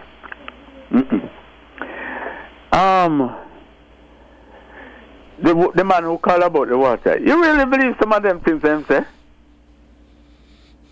Well, you know, one of the things is that the gentleman declared himself first that he's a staunch labor right, you know. So he was making, and I think he did that deliberately. But what? Because of what he was going to why say. you don't believe? Why you don't believe me? But he did that deliberately. You do believe that this, especially at this time, a labor right would be going past in people who wouldn't think of PMP and not give them water? Eh? If something go like that, it should be fired and sent away from from ever doing such a thing. I don't think it's that far-fetched, Cleveland. We're very tribal. No, sir. And I'm not saying he's right, you know, because I don't have any. I'm not saying he's right. I don't have any evidence to support it. But I'm saying I wouldn't be surprised if something like that happened. No, sir. We can be very tribal in this country, you know. Yes, remember, Cleveland. People have gone as far in this country as taking out the green out of the national flag. Yes. We've done some very tribal things. But him shouldn't be delivering water. No, but Cleveland, I think why the caller called in, or Roden called in, was because of he was very upset that his father. Well, I hope so. Because when he made it clear that he's a known JLP activist, personally, and his father never get a PMP he was very upset about the fact that they denied his father water and then were denying other people. But he was upset. That's why he called in. Prof, you will never get a PMP who would come and call on radio and say that. Never, ever. Right? That is why I start questioning the whole matter. But if it is so, the MP should get rid of that person who passing people with water and forget the water is life. But you see, my thing in Cleveland, and that's why I asked for the distinction. Yes, sir. Because I don't know whether the water was bought, you know, privately by the labor rights. So there are a lot of things that would have to be established before I can say something one way or the other. Because that's, if them buy them water personally and man in a green shirt and get only to labor right, I'd be hard pressed to condemn that. But certainly if it is a member of parliament who is providing the service, then that's a whole different thing. And then again, come back to Mr. Golden. I hear him giving a statement this evening about the rally. For the rally meeting they want to have. Yes. And I wonder, as the leader, why would you take up that job for giving such a statement? What do you mean? And trying to make it, I'm blaming Mr. Holness. I'm personally blaming Mr. Holness. Why would he do that? Why would he blame Mr. Holness for the date at the mass meeting? I don't understand that. You saying it's an operational matter? Of course. Yes. I don't want to blame Mr. Prime Minister for that. Mr. Prime Minister not making arrangements for none of the meetings or anything. You have his people who make these arrangements. Yes. Okay? And I don't see Mr. Holness would try to create a problem with the meetings. I don't see that happening. Boy, I tell you, this place, I say. And these PMP people, oh my gosh, they're going like them one Jamaica. They don't want Jamaica, you know. It's the people of all colors and creeds who want Jamaica. Gosh, man. Anyway, not to care on yourself here. All right, Cleveland, you'll be in halfway tree on Sunday? Yes. No. Let me tell you, sometimes I want to be there. You can't take your crowd. Because my son tell me I mustn't go. You can't take the crowd. It's gonna be a big crowd. No, I don't mind the crowd. You know, I go to some of these because the last one they have in Africa, I was right in the belly of it there. But maybe just stay home and watch on TV and wish all the best. Unless I get in a personal drive to go there. Well, but if not, no, I don't love to travel on the bus. Okay. And things where they With the provide, yeah. where they provide the carry. So West Rural is mobilizing to come down. Yes, man. I see the MP talking to people. But how much bus I bring down? I don't know yet. But we're not that far from Africa and people, and they must say we are. Prosperity are going wide in other place. Everybody have car and something now. Watch ya. Okay. Yeah. So Ricardo keeps asking how many buses. Ricardo, you're taking a tally to see how many buses are going to be rolling out. We don't live far. We don't live far from Africa, man. And let's jump in and something and come down. We can almost walk go there. All right, Cleveland, I hear you. All right, my brother. All right, take care of yourself. 630-937-124, 618-8255. Bobby? Yes, good evening, my good friend Ricardo. Good evening, Prof. Hi, good evening, Bobby. Good evening. Yes. I would like to ask a question. Is the PMP meeting that they plan to have in Crossroad, is it postponed or what? Yes, it's postponed. Yes. Okay. Yes. Okay. Well, trust me, I feel much better. Because. As what we were saying the other night, you see, the going is not the problem, it's the leaving. Yes. Right. Yes. But what I want to really talk about, before I touch on my point, you see, I just want to commend my MP over here and my councillor, Miss Olivia Babsy Grange and Mr. Jacob Cookon, for the years of sterling service they have done to the division that I reside. Bobby, say every time you call, you do the same thing. You big up your council and you big up your MP. Every time you call. Bobby, talk your division. Yes, because that means every come over time you call. I don't know, Bobby. You know Bobby good. Bobby talk. Yes. Yes. So I just would like to commend them. And what I want to talk about is Ricardo and Prof. You remember recently the government make some announcement about students who want to attend art and they find it hard to find the bus fare, lunch money and so on. Yes. And the government will is setting up something to provide those students with grant and so on.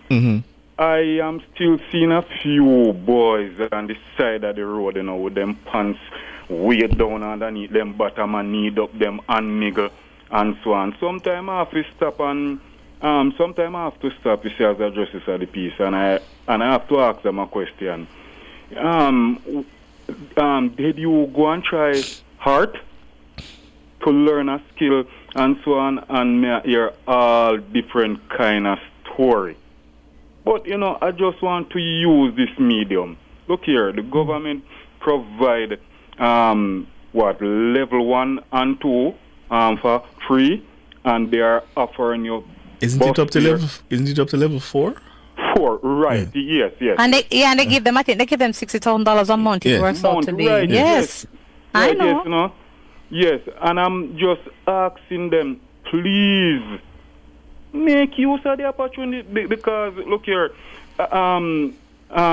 before I went to college, I went to art and I did a course there, and I had to pay. But these guys know you are getting it free, of course. And I'm asking you, please, I beg you, grab the opportunity now, man. The government is opening a road named Prosperity that full of light. Go and take it. But that's a little story I want to tell right there, is that, I do a lot of talking with young men as well. And I mentioned this same opportunity to 2 young men. And one of them said to me, well, him can't bother with that something there, but him will take the money. Oh, Lord. Yes, and he did not. I gave him all the information and said, I will help you to fill out the forms. He said, he will take the money, but he can't bother with that education, something there right now. And so you have that barrier to cross over as well. And do you know? Big barrier. And do you know? Since that announcement was made by the Prime Minister, I sign and give about 10 persons recommendation, and nobody else don't come back. But when I am walking the street, they are on the side of the road. So I am just using this medium, man. Please, I beg you, young men and women, art academies there, Ebony Park and all the other art academy, they are around the island waiting for you to come. They are begging you to come. The government is asking you, please take this and go and learn a skill. Okay, then? All right, Bobby, thanks for the All call. right, thank you so much, Bobby. Take care of yourself. Thank you. Yes, indeed. Prof, gird your loins, brace yourself. Good evening, Carl. Evening, Prof. Evening, Ricardo. Is this Carl with a K? The same one. Yes, K.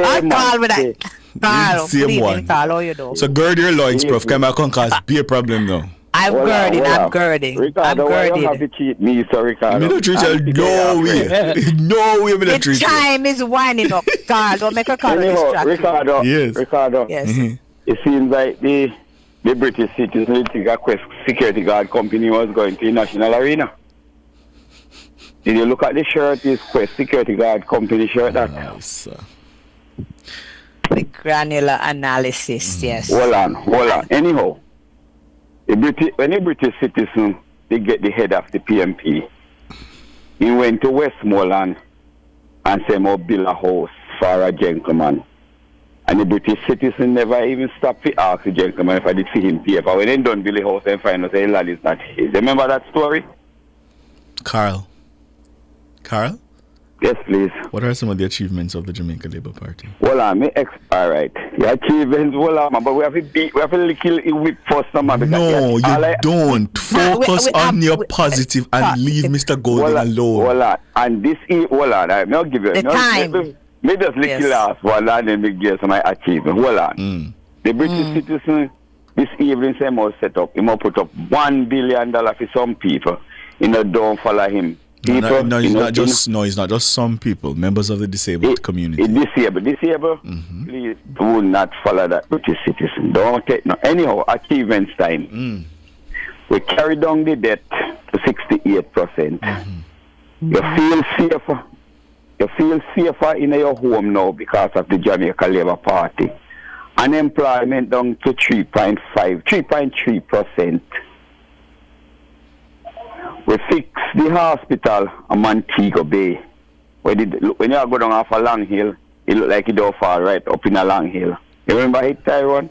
Ricardo? No, I don't remember. We putting on another wing in Spanish Town. We're building a park in Portmore. The Prime Minister went to where Ronnie Tweet was, the Anglican deacon. But I'm going far in that. He's a Roman Catholic deacon. Roman Catholic, like yourself, no sir? Yes. But me not think you're falling at certain things with him. Your record was very clean. What do you mean by that? As far as I know, Mr. Thwaites, Reverend Thwaites' record is also very clean. You remember a church title? Move on, Carl, move on. Anyhow, we are planning to pick up the rest of the highway from Williamsfield down to St. Elizabeth. You remember that? Yesterday evening, we have to build some house down in Central Kingston, where it was controlled by PMP and the people. By the way, let me ask you something. A caller just called from the Hayes Division. He claims he's from the Hayes Division in your constituency. Yes, Charles. Where's the Mineral Heights? I'm not there now. We're keeping something out there. Yeah, so have you heard of this thing of water being distributed? I heard the gentleman say it, and if that happened, that is wrong. And I'm going to check it between tonight to morning. Yes, you do that and let me know. All right. Yes. So I'll call you back tomorrow. Right. Not tomorrow, Monday. Monday, and let me know. But anyhow, I won't be going into a bus either. Can't drive more than one different vehicle. So, you know, it's a prosperity time. Interest rate is very low in our country. Oh, you have multiple car, you have fleet.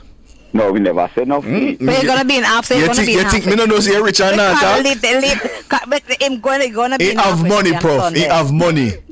I will be there from about 3 o'clock tomorrow. From about 3 in the morning. I will be there from about 3 tomorrow. Because, you know, be close to us remember, from 6 a.m. remember say we don't have to worry about Omar Davis with the high interest rate now. Things is doing so good now. And one thing I have it before me leave, any young people or anybody who are planning with any investment right now or go to a bank to borrow any loan, please put it on hold till after September election. Be very careful. Please remember, Mark Golding was the Carl, books a time up. Books a time up. Yeah, I'm looking at the time. We can't squeeze another call. Can you determined to go back to Mark Golding? Good. He was the first who jumped the I will hopefully see you in halfway tree, Carl. Yes, but I have to check with you. Yes, we must finally meet. No, me no want a Heineken. Me no want a Heineken. What you want, Malta? Me no want a Malta. Just water. Just come and say hello. We can't call one of my big friend. We can't call one of my big friend up a foreign. You think me? You see me tell us you're rich and not talk. You're rich and not talk. Gentlemen, we are out of time. Carl, thank you. Thanks for calling in, Carl. Take care of yourself. Thanks, of course, to everybody who participated. Ricardo, you have to do the credits. And the YouTubers, I've not been able to see the comments because I'm looking at a different. They over here create rumpus. No, I know they're rumpusing, you know. I'm going to go look back at it. I know they're over there rumpusing. Big up all the YouTubers. I know they're having one excitement. Dana Davey has been our producer. Thank you so much, Dana. Andrew Glenn Anderson, the man behind the control, or pilots. My colleagues in the newsroom, the very best in the business. All our sponsors, callers, contributors, and the YouTubers, a special community. Nationwide Live 2, 90 FM Live 2. You want to subscribe. I will see you all, those of you who will be there, on Sunday in Halfway Tree. Nationwide will be broadcasting live from what is expected to be the date. You're going to hear the date. What the labor items? Fly the gate? Ring the bell? What them say? I don't know. Call it. Whatever the terms as are. Them all say, of those. Fly call the it, gate. Andrew. Yeah. Call it. Call it. Yes. I'm Ricardo Brooks. And I'm Donna Ho, Professor. That's right. You let them know. Good evening.